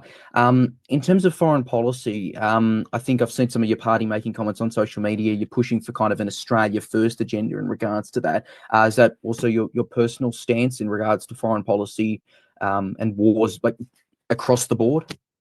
Oh, well, look, I think our defence capacity nationally is a disgrace. And when you've got roving Chinese Navy vessels going around Australia, you're like, you know, with no rebuttal from us, that is a disgrace. We're lambs to the slaughter at the moment. We need to increase our defence capability, but that doesn't say that we can't help our allies overseas. I'm against actually troop deployments overseas unless there's allies are being invaded. I'd put like our knowledge, our resources, and our training. But I'd really have to think long and hard about sending troops overseas to places like Ukraine. I don't want any of our resources, any of our money, any of our intelligence, none of that. the one thing that what's his name Donald Trump did, take the Israel situation out of it, because I know everyone's like, you're doing it for Ukraine, but you're not doing it for Israel. He's withdrew the finances, and now he did a couple of days ago he's withdrawn the intelligence. So libertarians, at least according to Mr. Wilmot, says that he advocates for giving Ukraine our intelligence resources. I don't know about that. I don't think so, mate. Give them nothing. If anything, ask for our 1.5 billion in military aid and humanitarian aid back. Give that back, and they can go take a hike with interest. Round it off to 2 billion. That's for sure. All right. Just very quickly, back to you, Senator Roberts, because I know just on your stance there, you were talking about not having Australians' boots on the ground. Obviously, there's a difference between government deployment and not. That is a stance. But, I mean, it was your party saying that Australians with Ukrainian citizenship should be allowed to fight. Is it, just to be clear, are you still sticking with that stance that Australians with Ukrainian citizenship should be allowed to fight in Ukraine at the moment? We believe people should be able to do whatever they choose to do. And if they want to be, in my opinion, silly enough to go back to Ukraine and fight, that's their business. But Australia is a free country. Well, it was a free country prior to COVID, and we're trying to get that freedom back. But Australians should be free to do whatever they want, so long as it doesn't hurt other people in Australia. But let me just take up a point that from Jim Wilmot, build on him. The problem with Australia's defence forces is the top brass. I've exposed that repeatedly in Senate estimates. The top brass make rules for themselves. They lack respect from the ranks of the enlisted. We see that repeatedly. The instances, I've got an inquiry going in the Senate right now that I got up into the awarding of medals and honours. The top brass are giving themselves prizes, honours, awards, and the rank and file are missing out. This does not augur well. Our key strategic weapon in our defence, this was told to me by senior defence people many decades ago, our key strategic weapon is the sense of mateship, and it's being destroyed by the top brass in this country. I have called them out repeatedly, and also by the politicians who are supposedly looking after and overseeing the defence forces. The other thing I would say is that it sends a terrible signal to our current enlisted people and new recruits when we can't get enough recruits to replace the people who are leaving. And that is partly because of the fact that we treat our veterans so poorly. We send them, we bend them, but we don't mend them. And that has to fix. We have to fix up our whole defence forces, starting at the top and developing accountability and getting pride back into the uniform. The enlisted have pride. They really serve very, very well. But their top brass is letting them down terribly. And we will keep after the government on that, holding both governments accountable, the Labor government and the Liberal Nationals. All right. Getting back home now, housing is undoubtedly a key issue at this election. It's especially a big issue for young people such as myself, people. Mass deportations. Even I'm starting to cotton on to thinking that's going to be the best housing policy. Kick everyone out. Kick everybody out. Except me. I'm waiting until the last private jet flight with Babette to Caramel Island, apparently. Even though I was born in Coburg. Around my age thinking about owning or renting even at the moment. Senator Rennick and, well, actually, this is a question for all really, but I'll start with you, Senator Rennick, because as crossbench senators, elected currently or not, you obviously have the ability to be voting on key government housing legislation. We've seen it in the past term of government. What's your solution to dealing with, I think, what is undoubtedly a housing crisis? Yeah, thanks, Leo. That's a great question. Look, our solution, we've obviously got a number of them because it's a complex issue. We need, first of all, to lower immigration. We need to increase the number of tradies in this country. We need to send our children to, get them into doing more. We need more of our children doing apprenticeships rather than just, going off to university. The other thing we need to do is obviously lower income tax to increase disposable income for low income earners. We want to make superannuation voluntary so young people can actually save up for their retirement. We want to pay childcare directly to the parents so that they can choose the type of childcare they want, or they can pocket it if a parent decides to stay at home. So that will actually make it easier for people to actually be able to afford or pay off their mortgage. And as well as that, we're prepared to get rid of the 50% CGT discount and use that to increase the tax-free threshold from 40,000 up to 50,000, if not higher. And that way, then it'll actually increase disposable income and make it easier for younger people and those who are out of the market to increase their disposable income. And the other thing we want to do is reintroduce capital controls. And that's where basically in 1985, Paul Keating lifted capital. Brutally remastered. This is Senator Gerard Rennick, who's up for re-election in Queensland. Former Liberal Party member, now independent, started his own party called People First, currently announcing candidates across the state or across the country in different states. And yeah, he's probably the only good one. He's definitely got my full support. Good bloke.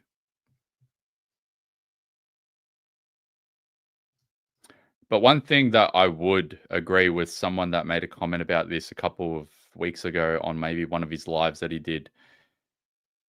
And it actually was a good point that this person made. Actually, it was a comment on a photo that he took. He took a selfie at an event that he hosted last week. I think it was in Melbourne. Someone commented and said, and it was actually very interesting that I agree with almost 100%. They said, because of the demographic of the audience, it was interesting. Most of the people there were pretty old, probably like 45 to 65 years old. He needs to start articulating his points in a way that are a bit more easier to understand in layman's terms, so idiots like me can actually understand it, so that it breaks through to a younger demographic, because he needs as many votes as he can get, and he can get all of our support, and I definitely support him 100%. I hope he gets up in Queensland. We need him in the goddamn Senate more than almost anybody else. I think Rennick is so vital to the Senate. But yeah, he I think one thing that I agree with 100% with that comment, he needs to explain his things in much more simpler terms, so that way it breaks into a demographic that can understand it in simple terms, in layman's terms, because he explains things at a much more higher sort of terminology threshold that only as evidence in that photo. Only older people understand it. He needs to break through to younger demographics. But yeah, come on, Rennick. We need you. Explain it to younger people, though. Make it so they understand it. Capital controls. The four major banks had $8 billion in foreign debt. By 2008, they had $800 billion in foreign debt. All that debt was lent against housing. That increased the price of houses from 4 to 5 times earnings to up to 13 times earnings. It meant that two parents had to go back to work. It meant that we had to put our children into childcare. So not having controls on the type of capital, just like we want controls on immigration, human capital, we also need controls on financial capital. And my understanding of global capital markets, having worked through global capital markets with Westfield and the Bank of Queensland, as well as having a Masters of Applied Finance in Treasury and Tax Law and another Masters in Tax Law, gives me a unique insight how to fix these what we call wholesale funding problems that have caused much of the house price inflation over the last 4 decades. All right, Ms. Jones, you're obviously not an incumbent senator, but as I mentioned, we have seen plenty of housing-related things come up the past 3 years. I'm interested in some of the proposals being talking about. What about rent control? Do you support that? And then also, just as an aside, would you have voted on the signature housing package that the Albanese government was pushing through? When it comes to rent controls, that's very much to do with state legislation and controlling the rental market, which really does work like most competitive markets through supply and demand. Can we all agree that we don't want to listen to this lady?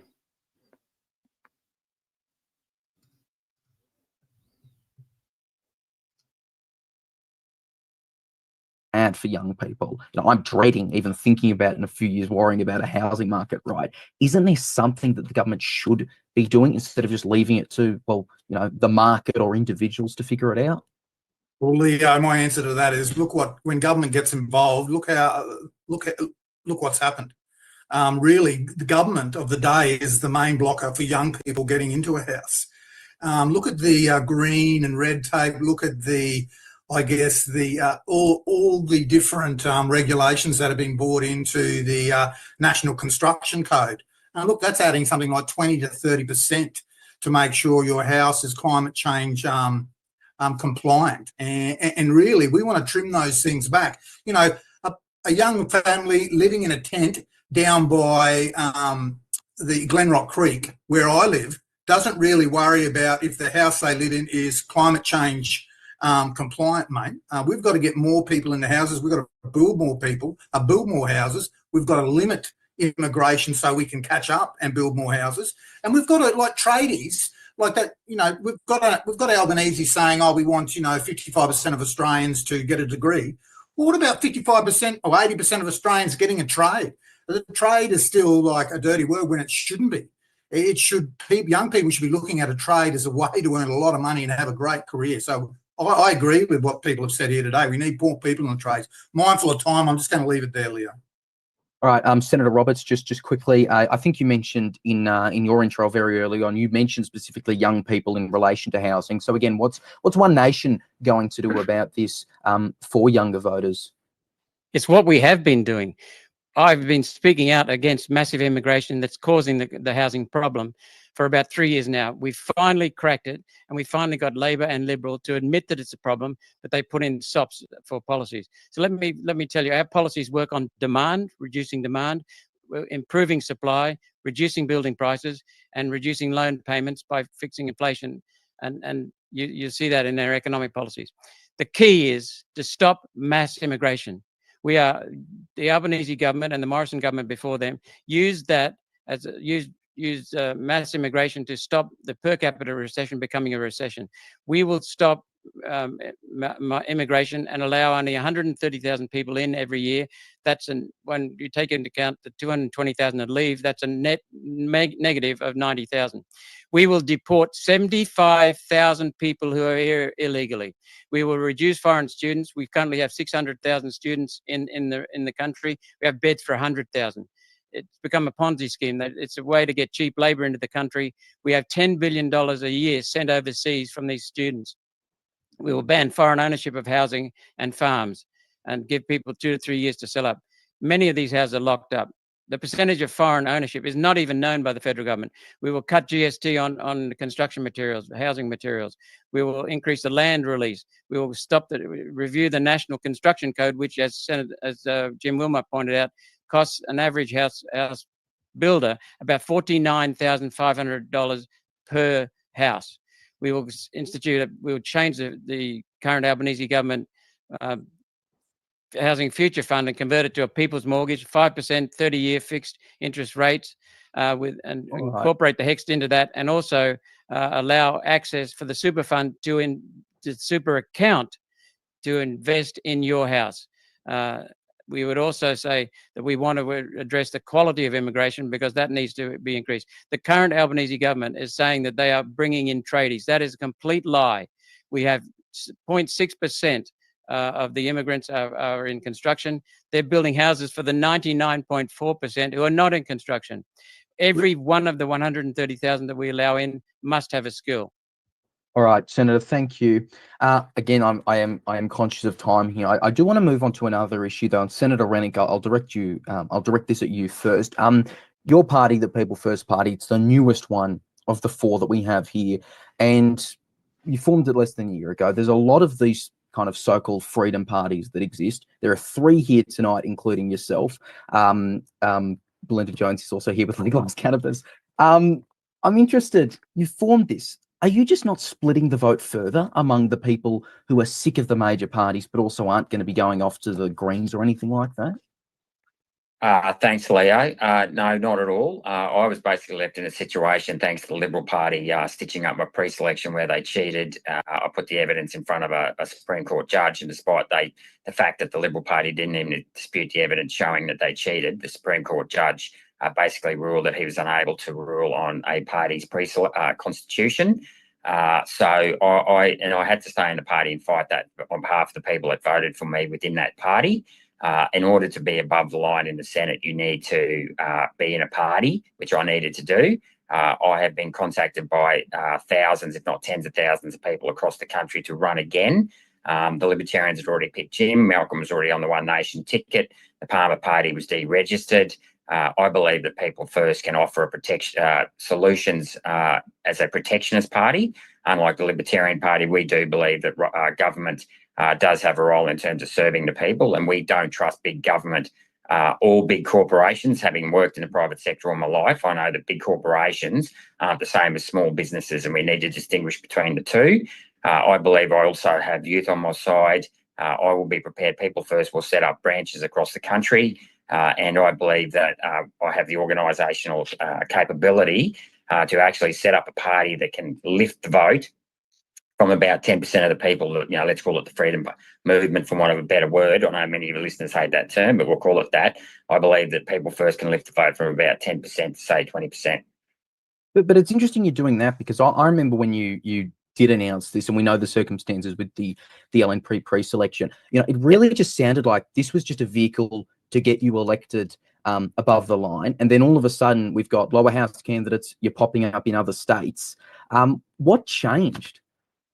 Just support from the people. Like as I said, I've been contacted by thousands of people that want me to run more and more candidates, and I've actually had to not, stop candidates from running because we just don't have the resources to run so many. But in terms of lower house candidates, we've got to have lower house candidates on the ground in order to increase the vote in the upper house. But I think we have some very good candidates across the state. They are fully committed to serving the people of Australia. And I look forward. And the other thing is I want to actually get state divisions up in other states, because I believe if we really want to hold the two major parties to account, we need to get 12 senators up in the Senate. And I think that our policies are the right policies that can attract a large portion of the vote to do just that and get a blocking state initially, and then eventually move in and start taking lower house seats as well. All right, Senator Roberts, I'm interested in your view on this. You've been in Parliament, obviously, continuously since 2019 and a bit before that, representing One Nation. Have you or your party had discussions with other kind of like-minded parties about coalitions and mergers in that time? And if so, why haven't they gone anywhere? Well, we've had Clive Palmer try to buy us out, but we're not for sale. We've had other parties approach us to join up. We've even had someone approach us from the Libertarians saying that I'm such a good senator, I've got to be re-elected. They won't run anyone in Queensland so long as we don't run anyone else in New South Wales, Victoria, South Australia. Oh, we can run something in Western Australia. We're not interested in a cabal. One Nation is the largest by far of the smaller parties, the freedom parties. We're almost a medium-sized party. We are on the verge of getting a senator in every state. We just missed out in Western Australia. We just missed out in South Australia. We just missed out in Victoria. We were 7th out of 6th in New South Wales. We are the only party that's capable of taking that last seat in the Senate in many states. That gives us the only opportunity to have the balance of power in the Senate and stop the Liberal Labor club from ruining this country. Fair enough. We're in favour of other people starting their parties if they want to. That's the democracy. More the merrier. Yeah, fair enough if you don't want to be bought out, and we've seen it with Clive Palmer and Trump are patriots. But even things like coalitions, joint tickets. I mean, One Nation's been around since 1997, and you've had plenty of representatives elected at all levels of government. But I'm sure you realise at this point that this amount of parties can't be sustainable if you're wanting to build up this anti-major party movement. Well, Leo, it's very interesting. Back about 6 years ago, Senator Hanson was asked by other parties to merge. And she said, you're collapsing, you're falling over, you've got no prospects for the future. And sure enough, at each election, more and more of them are folded, and they're slowly coming into One Nation. So as I said, we are the only ones capable of getting that 6th seat in 6 states. That would give us 7 senators in the parliament. That's just from this election. So that's a matter of fact. You don't think any other party has those? I mean, the UAP won a seat in Victoria last time. We've got these other parties here because we think they've got a realistic chance. You're not so adamant about that? No, we're not. We'll work with them, but I'll tell you what happens when we work with some of them. Clive Palmer's party, the United Australia Party, entered joint forums at my suggestion. Entered joint forums. We had Libertarians, United Australia, and One Nation candidates having joint forums in the 2022 election. I sponsored some of them, encouraged them. So did Topher Field from the then Libertarians, and we said, put your party first, put the other minors next, 2, 3, 4, put the Liberals and Labor second last, the Greens last. And Clive Palmer even started shouting, put the majors last. Well, when we came to find out the how to vote tickets from the United Australia Party, they put the Liberals number 2. So we can't trust some people. And trust is extremely important to me. We've had people lying in recent weeks, telling people lies about us. We can't have that. We can't work with people like that. I love how he's alluding to lies that people spread, but all of the lies that people spread are all caught in HD. Like, they published it.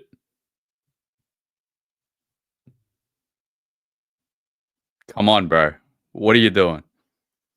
Like, it's gotten to a point where the things that One Nation have done over the last couple of months don't even matter now, because it's like, they what? Between Pauline and Malcolm, they're probably half a Senate term away from retiring and having to call it a day anyway. So it's like, it's almost like it's elder abuse now. Just let them run the last couple of years. I know most people probably say, nah, we can't let them fuck shit up. But it's like, on the other hand, I'm like, you know what? Let them do what they do. They'll fall off. They'll have to retire, and then someone else will swoop in and take their spots anyway. Plus, this is the last election where minor parties are going to be able to have a crack now that the electoral reform bill passed. Maybe three weeks ago now? Yeah. So all of these little minor parties are going to fall off anyway, regardless. Because trust is extremely important. Senator Hanson has made very, very clear that she is completely trustworthy, she's completely competent, she's honest, and she's passionate about our country. And that's what we believe in One Nation. Just very quickly, because I don't want it to become just a formal interview at this point. But I know One Nation did, and we stress recommend, because how to vote cards are recommendations, but you did recommend, I think, there was a small handful of seats above Labor. Are you saying now you're going to be putting the majors last again, and you're going to be putting the freedom parties above, or is that just not your call to make? No. What happens, Leo, is that we look at the overall tactic, which is smaller parties, freedom parties first before the major parties. But if there's an outstanding candidate from one of the majors, we will recommend that candidate. We go on the quality of the candidate and the quality of the policies. All right, we'll look forward to seeing how to vote cards from all parties. I think you'll find that they'll be minors. Leo, can I just have a right of reply? Go ahead quickly, yeah. Like, look, I'm all, and I agree with Senator Rennick here, that the only way we're going to go over the line and get enough freedom senators in is to some kind of alliance. And that's why the Libertarians have stepped up with the Hart Party and People's First Party to actually give it a go, and then work hard behind the scenes in the next 3 years as well to make more of an impact with an alliance in the next 3 years. But, you know, the key thing with the Libertarians that I don't see in any of these other parties, and excuse me, Belinda, I don't know if you've got these, is branches. Like, we have got 33 branches across Australia now, and we are building branches. Another one in Bundaberg started up the other day. So they are our foundation. And that is what people are coming to the Libertarians for. Because you know why?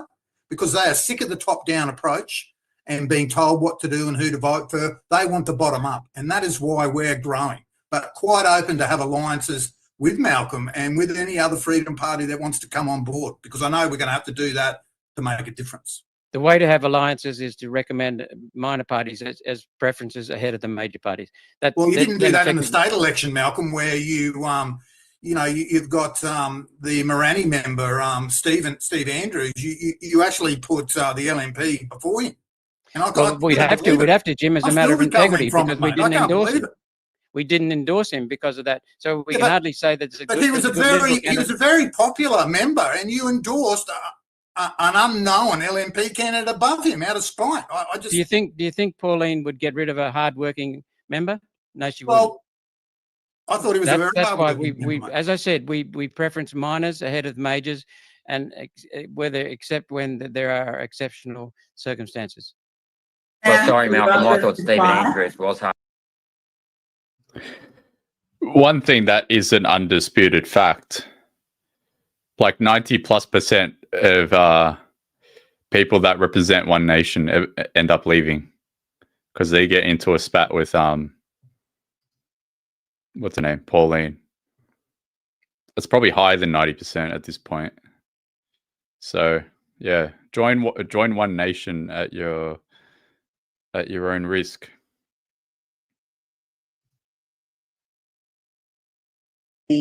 Members in the House of Representatives as possible, and over the past few years we've been a constant presence in all levels of government. So how many branches have you got, Belinda? How many branches? We have branches in every state across the nation.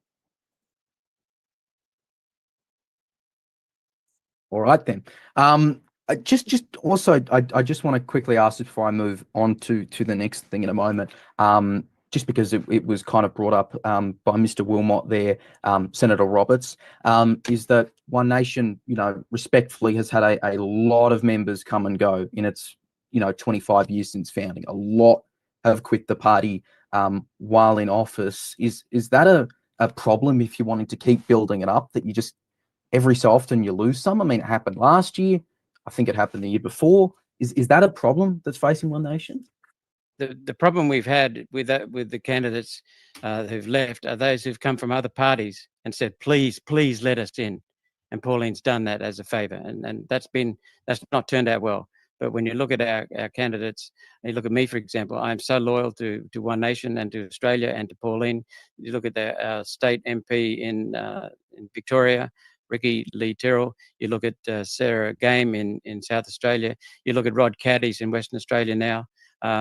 We got one, possibly two people up in the last state election. So that's the way I would answer your question, Leo.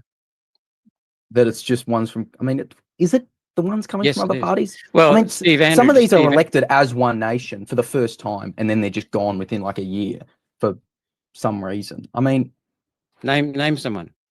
Like most of them, Queensland 1998. I can bring up the full list. That's a very interesting thing, and that raises a very important issue. The Liberal Party and the Labor Party were scared to death when Pauline Hanson got 23% of the vote in the 1998 state election. John Howard and Peter Beattie worked together to try and destroy Pauline Hanson's One Nation. Our party is still here despite both the majors pointing their guns wholly on One Nation and trying to destroy us. We are still here because we still listen to the people and we still tell the truth. And Pauline is a rock for now 28 years. You mentioned Charles Smith was elected as One Nation and quit the party. That was 2011, 1998, as I said. That was 2019. No, Charles Smith was 2019. He was in WA. Sorry, that was Western Australia. You're correct. Yeah. No, you're right. You're right. 1998. We don't want to have a whole discussion about 1998. But no one has faced the pressure that One Nation has faced, and we're still surviving. No one has faced the pressure that Pauline Hanson. She's the only political prisoner to be jailed in this country, and she's still standing and still fighting for Australians. Yeah. And to your credit, you have been in the party for elected 6 years, if you include the 2016-17 term, and you have absolutely stuck 7 years. But what's a year? Doubt. 7, yeah, exactly. Now we look at Ricky Lee Tyrrell and Sarah Game and Rod Caddies in Western Australia now. Yeah, fine absolutely. People. Well, Yeah, we'll see. We, But you're you right. know, They are, we have gone through yeah. growing pains. We have gone through growing pains, Leo. There's no denying that we've made mistakes, just like other parties. At least we're not destroying the country, we're building the country. And the other thing is we learn from our mistakes. We have now got solid systems in place right around the country.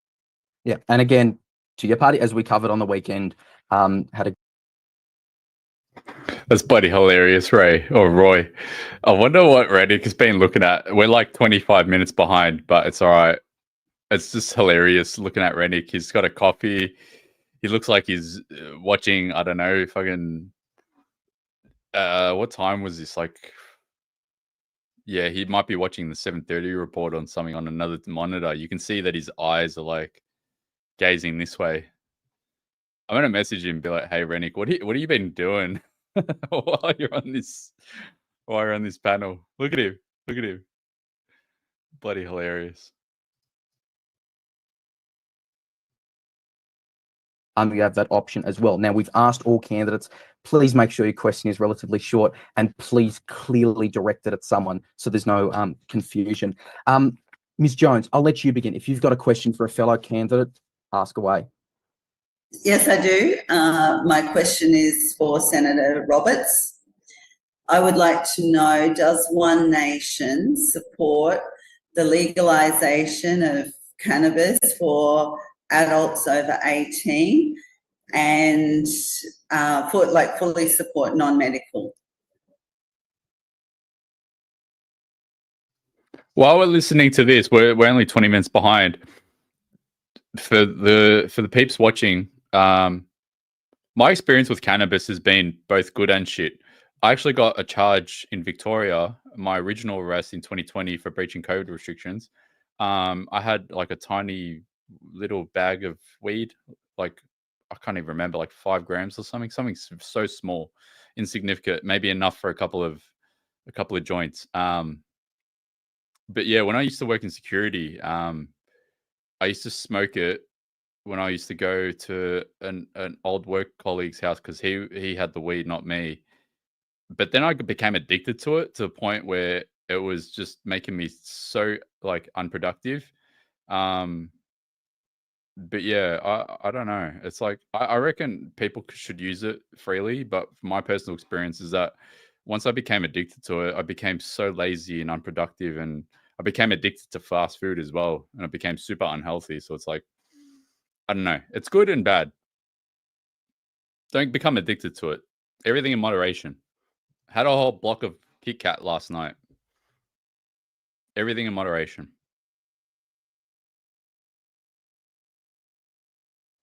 Well, my question was going to be of you, Belinda, but for years, you know, One Nation has worked hard, very hard, to make Australian natural whole plant medicinal cannabis available to every Australian with a medical need through a doctor or practitioner prescription. I'm not talking about medicinal. No, I understand that. I'm getting into it because I'm going to respond with an answer and then a question back to you, if I could, Leo.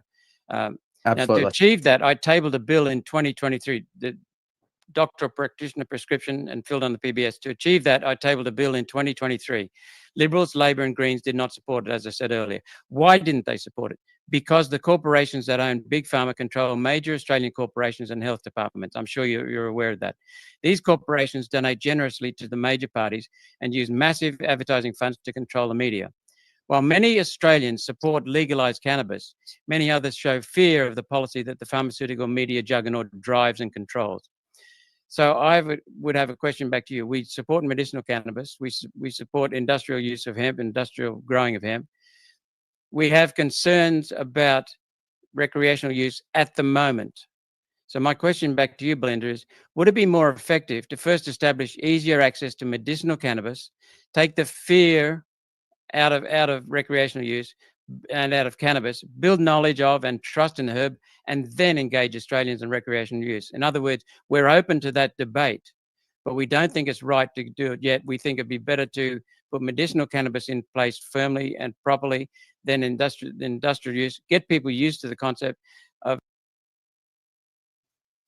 Look, I'm no weed specialist, but I think, 15, 20 years almost? No, like 18 years? Yeah. when I was like, what, 17, 18, 19, 20, 21, 22, those years, when I used to dabble in a bit of weed here and there during my security shift days, doing night shifts, doing 12-hour shifts. I think the stigma of weed has already been broken. I don't think we need to graduate people into embracing weed. I don't think that that's necessary with regards to that policy. There's no stigma anymore. People just smoke it for recreational use of the herb, and then let them make a wise decision about it. At the moment, they're not ready for it. Well, thank you for your question, Senator. It's a very positive outcome to think that you are thinking along those lines and open to debate on the issue. We really believe that it has the potential to remedy a lot of problems right across society, and medicinal has been available for many years now. It is actually very easy to get. So now we want to make it, extend that and follow along the ACT's successful model and allow grow at home for those people who can't afford it. Also gifting their growing rights to community gardens so that they can grow. I'm sorry, but the only reason why drugs and growing weed in ACT is legal is because that's where Canberra is. It's pretty goddamn obvious. Like, they just passed a law, what, a year and a half ago or something, where possession of a little bit of cocaine is okay. It's because Canberra. What are we doing here? It's the only reason why those policies exist is because it's in Canberra. So the politicians can get high, get blazed, rack up from the stress of being in Canberra all night. It's the only reason why those policies exist there. Grow for the disabled or the elderly who can't grow at home. And part of the legalizing cannabis, which is one of the most vitally important parts, is once it is legalized, we will have a regulated supply. And then that means what we can do are authoritative peer-reviewed studies on all areas of health and through the economy about cannabis. And if we can get to that stage, those studies then form the basis of our fact-based knowledge around cannabis. And we must, I agree, take the people with us, work to raise awareness and, you know, destroy those old myths about cannabis and the stigmatization it's had to endure since the 20th century. It's an age-old herb that humanity has been using since the beginning of time, and for some reason that was demonized and stigmatized. So we would be very open to working with other members of the Senate to bring forth a Senate inquiry and other means, education campaigns to raise awareness. How funny would it be to watch a Senate inquiry on legalizing weed? That's got to be the hilarious. That would be hilarious, especially if they did like actual, like they had bongs everywhere in Parliament. Let's make it like an actual theatrical Senate inquiry if we're going to do that. That would be funny. Said Belinda, most of it. One thing though, I don't believe medicinal cannabis is yet free to access because it's still restricted unofficially by the pharmaceutical giants that control the health authorities in this country. It needs to be freed up much, much more. All right, I am conscious of the time, but we can leave that one. Senator Rennick, if you've got a question for another candidate, floor's yours. Yeah, cheers. Thanks, Leo. My question's to Senator Roberts. You've repeatedly called me a liar for saying that you supported the two major parties in the hate crimes bill. I didn't say you voted for the bill. I said you supported the major parties, and you voted against amendments that were going to exempt 14-year-olds. You voted against the good faith provision and you voted against having a review of it after 6 months. You voted against mandatory sentencing, removing the mandatory sentencing, allowing the judge to apply some discretion. However, you did vote for Matt Canavan's good amendment that didn't get up that wanted to clarify the definition of violence. Given that Plato once said that silence is consent, and we have worked together for many years calling out the two major parties, even when I was in the Liberal Party, for being silent on issues that mattered, don't you think that not voting against that hate crimes bill was actually supporting the two major parties? And why are you continually calling me a liar when many people view not taking a vote is actually supporting the bill? Well, because you told a lie, Jared. It's that simple. I've always trusted you, thought you were very honest until that time. I walked up to you in the Senate and said, you've just made a video saying that we supported the bill. And I said to you, that's not true, that's false. And you acknowledged that. And then I said, what you need to do is retract it. You acknowledged that, but you left it up there. And it was misleading, deliberately, blatantly misleading. Now, what we did was we sent a signal. Pauline and I were about to oppose the bill, because for two reasons: because of the way it was guillotined, but secondly, because of the language that was loose. But then we stopped and we paused, and we're not afraid to go against the two other groups. Six or 10 voted in an opposition, and only 2 of us abstained, and 66 or so voted for it. What we said was that there are aspects of the bill where we've got Australian groups, not just religious groups, but medical groups, people with diseases, vilified and threatened with intimidation of physical force and I have to pause this because I think this is an important bit of context in this argument between Rennick and Malcolm Roberts. I hope, because we're a little bit behind, but we're almost there. This is probably the best part of the whole debate, at least for my followers, you guys that have tuned in. You guys know and been following this, just like I've been following this a lot. One important bit of context that I hope that they discuss, but regardless, we'll put it in context anyway, is the fact that the AFP have come out this yesterday and said, hey, these that offense that because it's a federal level offense, that would have been if it was called a terrorist attack or attempted terrorist attack, was a hoax. And I hope that's added into the context. But if it's not, you guys that are watching, we're a little bit behind. Let's add that context as well. I hope that's added. But yeah, it just makes it even more unnecessary, these laws that they are arguing about, because it's come out, the AFP have come out and said that that alleged caravan is now 100% a hoax. But yeah, far out. Let's see what he says. violence.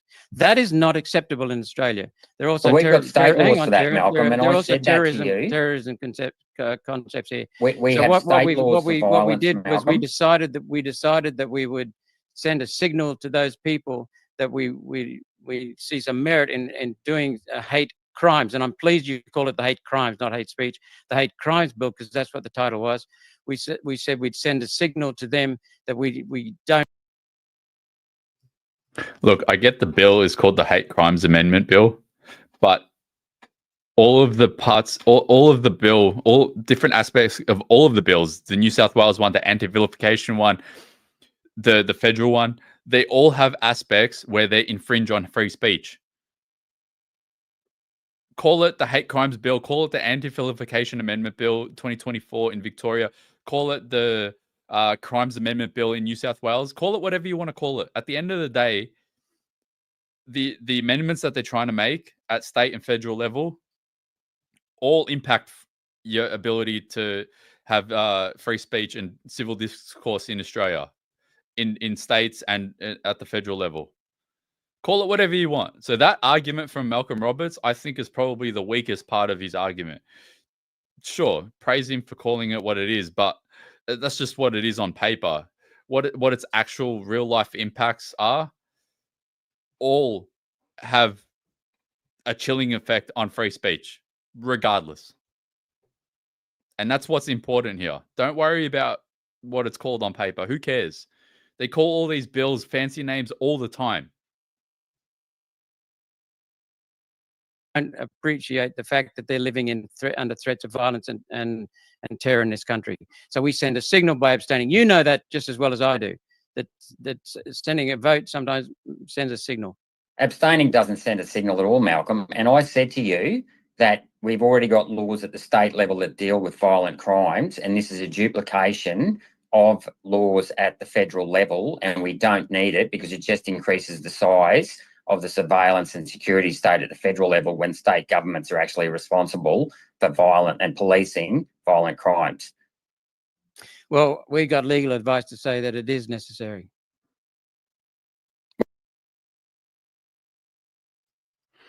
One thing that I want to also add for context, and this is, I'm not trying to, this is the thing, I'm not trying to attack Roberts, but like I said, what, 10 minutes ago, this was all caught in HD.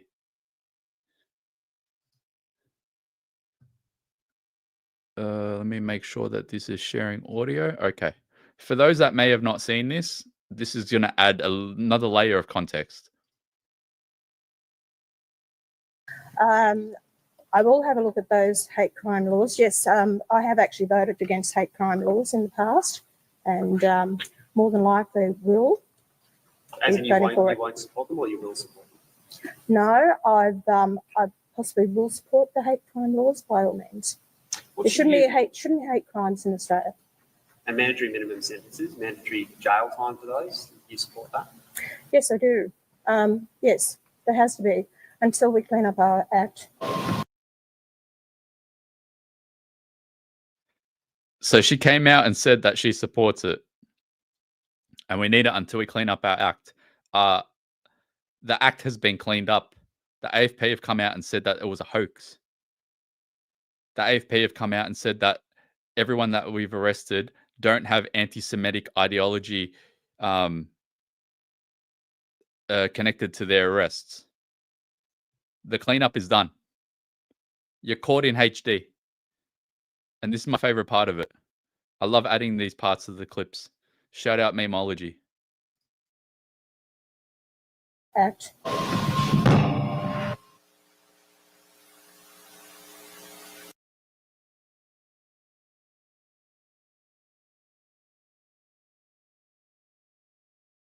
Because sometimes the states look at Men's in New South Wales.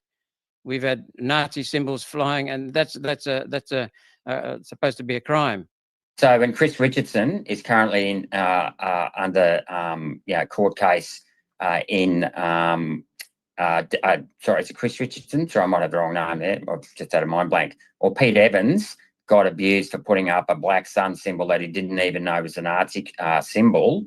Are you saying under those hate crime laws, they could go to jail even though they weren't aware of what they were doing?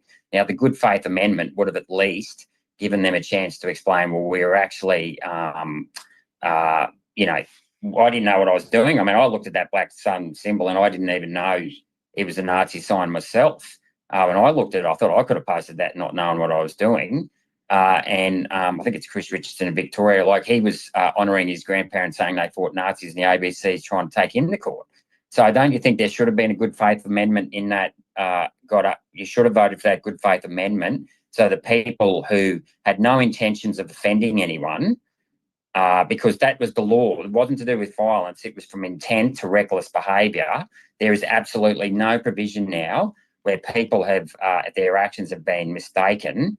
There is no provision now for a good faith provision to exempt those people or children who under 14 who wouldn't understand what they were doing when they did these things. Why don't you think those amendments should have got up?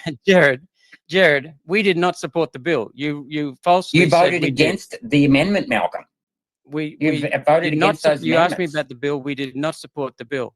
We did not support the bill. Well, You told when the you vote Lions against saying that we amendments did. and then don't You told turn the up to the Lions saying final that vote. there were many things, and you know it just as well as I do. That bill was rushed into the Senate. It should not have been voted on. It should not have been guillotined. That bill was known about for shit show. weeks. It was on the notice paper for weeks. Not only was it on the notice paper for weeks, his excuse saying that it was guillotined, we didn't have enough time, blah, blah, blah, blah, blah. He can't use that excuse because that excuse would be applicable to the misinformation bill, to the social media minimum age bill, and he voted against them. So this excuse does not apply, because the same reasons are reflected in other previous bills that we all watched, we all broadcasted it, we all saw it, it's filmed in HD. And despite the guillotines, despite the short notice, even though they actually get more notice than us because they are in Parliament, they only upload the notice papers 1 hour before the start of Parliament, which is goddamn annoying, by the way. This excuse, again, holds no weight. So I'm sorry, Malcolm, what are you doing? Inexcusable. Another thing inexcusable. We saw it in HD. Weeks, Malcolm, and we knew that it was going to actually get guillotined on the last day. I was waiting for it. I mean, Alex Antic and I were talking about it weeks in advance. And what we did was we did not support the bill. And it was a lie when you told people that You voted against the amendment. No. It would have been a lie if we can just let Senator Roberts reply, because it is directed him initially. I am conscious of time as well, Senator Roberts. Well, there were two aspects of Jared's original question. One was that, why am I calling him a liar? Why am I saying he lied? Because he did lie. That's a fact. That's a fact. And he not only let the lie out there, he then left it out there for 220,000 people on X to see and to like. That was deliberate and blatant. It wasn't deliberate, and I corrected it the following day, which you've never acknowledged. No, you didn't, Jared. I explained why I took the position that you supported the bill. You left the video up there Friday saying morning. you left your video up there saying Because it that wasn't One just about Nation you, Malcolm. It joined was a with the 6-minute Liberal video. and Labor parties to support the bill. That is a lie. It was a 6-minute video, Malcolm. It wasn't just about That you. was I the corrected the opening record on the sentence, Friday. Jared. That was the opening sentence, mate. You Yeah, told and a you did. lie. You voted against amendments, and the day Pauline and before, yourself said you were going to support it. In the day before in the Senate, you were talking about the culture in the Liberal Party of dishonesty, and yet you told a lie, and yet you left that lie up there. That lie was sent around the world. It's not a lie, Malcolm. If you don't support something, if you don't turn up to vote, your job is to turn up and vote in the Senate on important bills. I get sometimes there's procedural votes, but this was a very important bill that had to do with actually freedom of speech. And while it was called a hate crimes bill, it was designed to go after people who said things that could have been symbols of hate. The law changed from intent to reckless behaviour, so people could now, be mandatory thrown in jail for saying things. And you think that's all right? I mean, Jared, I'm disappointed in you that you can't acknowledge that you have not actually stood up against free speech in this country. Jared, we were the first to want to enshrine free speech in the Constitution, and we made a motion in the Senate to that effect. What we also and did, I crossed the floor and voted with you on that one. We said, remember, we didn't get an opportunity to speak in the Senate on the hate. Oh, you know what's funny? Malcolm Roberts did a podcast with Joel like a few days ago, and the whole podcast was dedicated to him explaining the abstaining of the bill. And all it did was just like discredit him even more.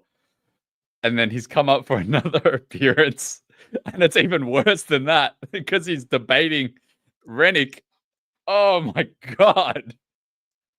Oh shit. This is the best part of the whole debate. Wow. I got to clip this. This is sensational viewing.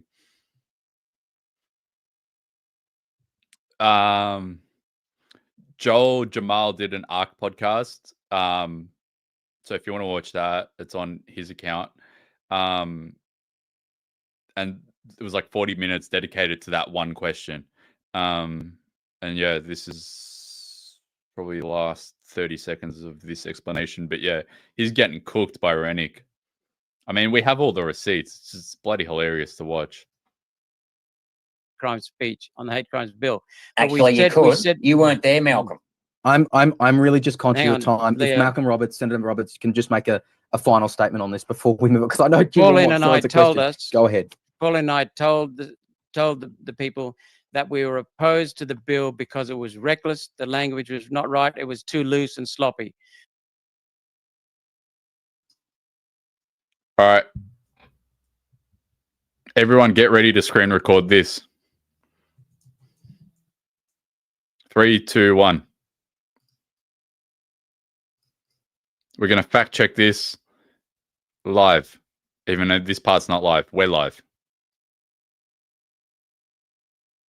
Told us. Go ahead. Paul and I told the people that we were opposed to the bill because it was reckless. The language was not right. It was too loose and sloppy. We recognize that. But we wanted to send a signal to the people who are living in this country under threats of physical violence and force. We did not support the bill. What you said was we did, and that was a lie. And you left that lie up there as the opening to your video.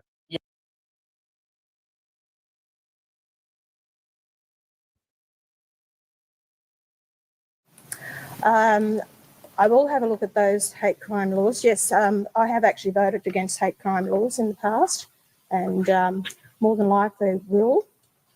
As in you won't support them, or you will support them? No, I possibly will support the hate crime laws by all means. There shouldn't be hate crimes in Australia.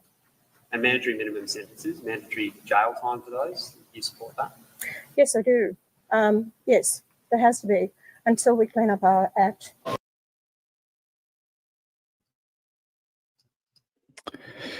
That's a lie, Malcolm. It's a lie.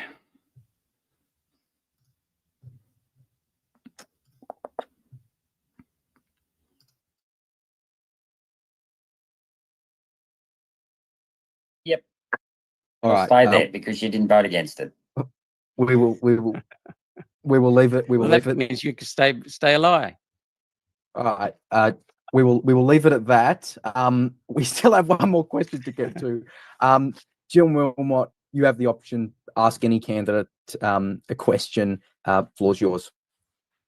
I just look, I was going to ask Belinda a question, but I'm going to swap to Malcolm Roberts. And because I think this alliance that's been put together with People's First and the Heart Party is so important to getting more Freedom Party senators into the Senate.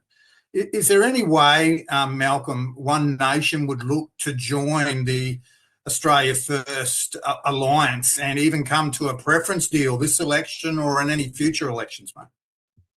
First of all, Jim, the way to recommend on a how to vote card that you preference the other minor parties 2, 3, 4. We'll be doing that. That's what we did last election. We'll be doing it again. That's an alliance. We don't need to say it's an alliance, but it is an alliance. That's a fact. And we also make the point repeatedly that preferences are not the parties to give. Preferences are the individual voters' own entitlement, own thing that they own themselves. Preferences are owned by the individual voter. What the voters do with them is up to the voter. But we will probably be recommending that we put One Nation one, the other minor parties, Libertarians, etc. Yes, Jim, you guys, before the Liberal Party and Labor Party. And before the Greens, Malcolm, before the Greens. Well, the Greens go last, Jim, no matter what happens. Yes. You know, we also like the Legalized Cannabis Party. We recommend swapping preferences with them. So we're in favour of. We base our decisions based on the candidate and the policies. That's all I got, Leo. I'll keep it short, mate. All right, well, Senator Roberts, very popular on the questions tonight. We're having a lot of fun, but we do want to wrap this up now. We want to give each candidate the chance to make a 1 minute. Please keep it 1 minute closing statement. Just to sum up, any final pitch to voters as well. In an ideal world, this would be a lot closer to what we thought was an April 12 election, but might be 2 months away. But I think the message is still relevant. Reverse alphabetical order by surname. Jim Wilmot, your closing statement. Australians are struggling under a cost of living crisis, and the real cause, like I said before, is the cost of government. Higher taxes, red tape, and reckless policies have driven up the price of everything: housing, energy, milk, bread, eggs, everyday essentials. And it doesn't have to be this way. We need affordable, reliable energy to power our industry, create jobs, and bring down costs for every household. We must protect our property rights and cut bureaucratic barriers, which there are many, so more Australians can own a home. A small, efficient government means lower taxes, less waste, and a system that works for you, not against you. And when it comes to immigration, we need a plan that strengthens the nation, not strains it. Most importantly, we must fight to keep Australia a free country, a country where your rights aren't up for negotiation, where the government serves the people, not controls them. Libertarians believe in real solutions, not empty promises. It's time to cut costs, lower taxes, and put the power back where it belongs, with you. Vote Libertarian and vote for real change. Thank you. Jim Wilmot, thank you. Senator Malcolm Roberts, your closing statement. Thank you, Leo, and 6 News for having me tonight. And thanks to Belinda, Jared, and Jim. I'm sure viewers have a better understanding of our parties. I would hope that Belinda's supporters understand that One Nation is offering voters a sensible middle ground between free grow and onerous regulation. The reality is free grow will never get through Parliament in the next term. Sensible down regulation can, and that's what I will pursue as the next step. Jared and Jim have great ideas on reducing the size of government, and so does One Nation. I've talked about our detailed plan to shrink the government to fit the Constitution, and there's much more online.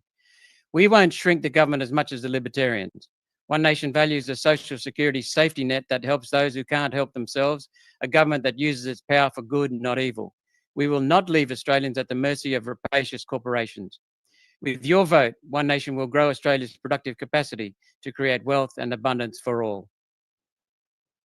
Thank you very much, Senator Gerard Rennick. Yeah, thanks, Leo, and thanks for everyone listening tonight, and for the other senators coming on, or other Senate candidates coming on. Look, ultimately, People First believe that we want to make sure that our children get the same opportunities as our forefathers gave to us. We want to make sure that Australians, we stand up for Australians who try to stand up for themselves. We believe the role of government is to serve the people and not control them. And we also believe that we have the solutions, not just issues around COVID and climate change, but real economic solutions that are going to put more money into people's pockets.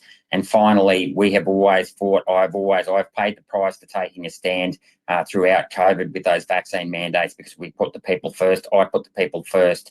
And that cost me with the party. So you know that I will take a fall, and I'm not afraid to go in there and put the people first and fight for you against the establishment, whether it's big government, big media, big corporations, big super funds, or big unions. Thanks, Leo. Thank you very much. Belinda Jones, your closing statement. Thank you very much, Leo, and thank you to the other panel members for debating tonight, and viewers. Legalized Cannabis is really committed to getting cannabis legalised in the next Parliament, and working collaboratively across the House of Representatives and the Senate to achieve our goals. Now, as it has been mentioned, cannabis comes under state law, but we do need to look at the Federal Crimes Acts and other associated legislation in order to pave the way for states to legalise cannabis. We also want to look at the Fair Work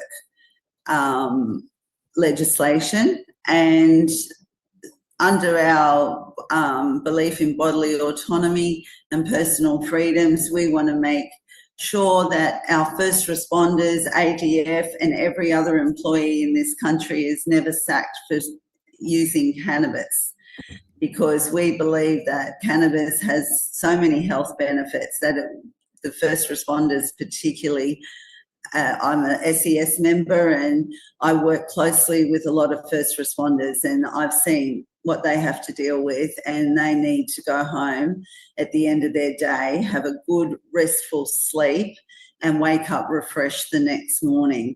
So we've got an agenda, but any bill that we are asked to vote on, if we are fortunate to win a Senate seat, our position will fall within the parameters of our values. And our values are personal freedoms, bodily autonomy, non-violence, tolerance, peace, civil liberties, and social justice. We are a party of solutions. We are solution-focused, and we don't engage in the political narratives which seek to divide and upset our democracy. We are a grassroots party, literally, And we believe that many of the other minor parties have had a fair go, and there's change isn't coming quick enough. So we are asking Queenslanders to vote one, legalise cannabis,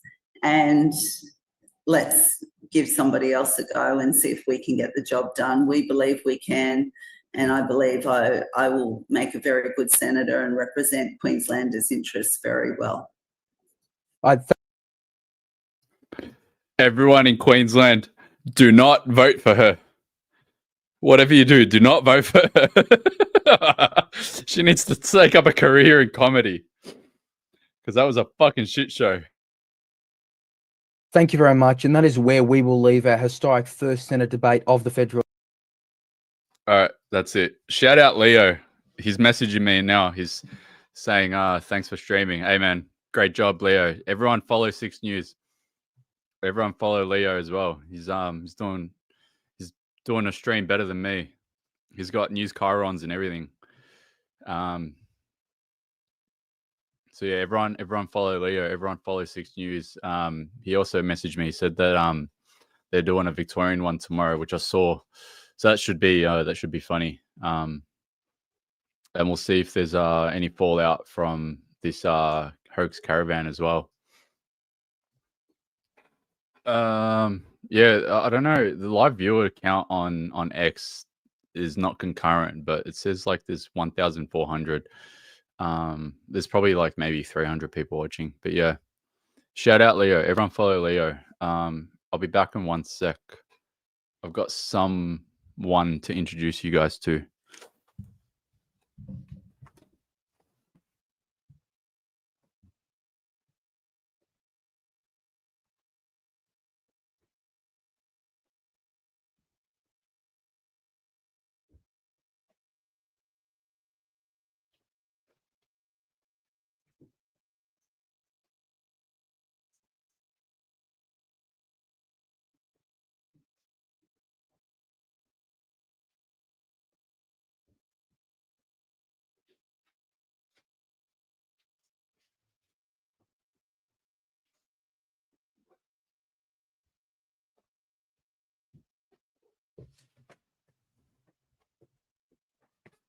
I had to bribe her with treats, but I have a new friend. I thought I'd just make it end the stream on a positive note. Say hi, everyone. Yeah, I'll get you treats. Treats. You have treats. You're gonna run away, aren't you? You want treats? Yeah, she ran away. I adopted a little girl. Her name's Twinkle. So yeah.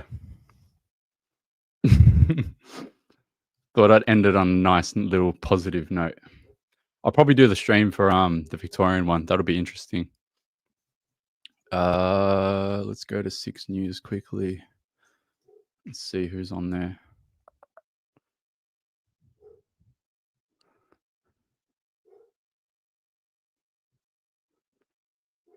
Where is it? Queensland one. It's got a lot of updates. I know that socialist dude, Purple Pingers, is on that, so that'll be interesting. Can't find the post.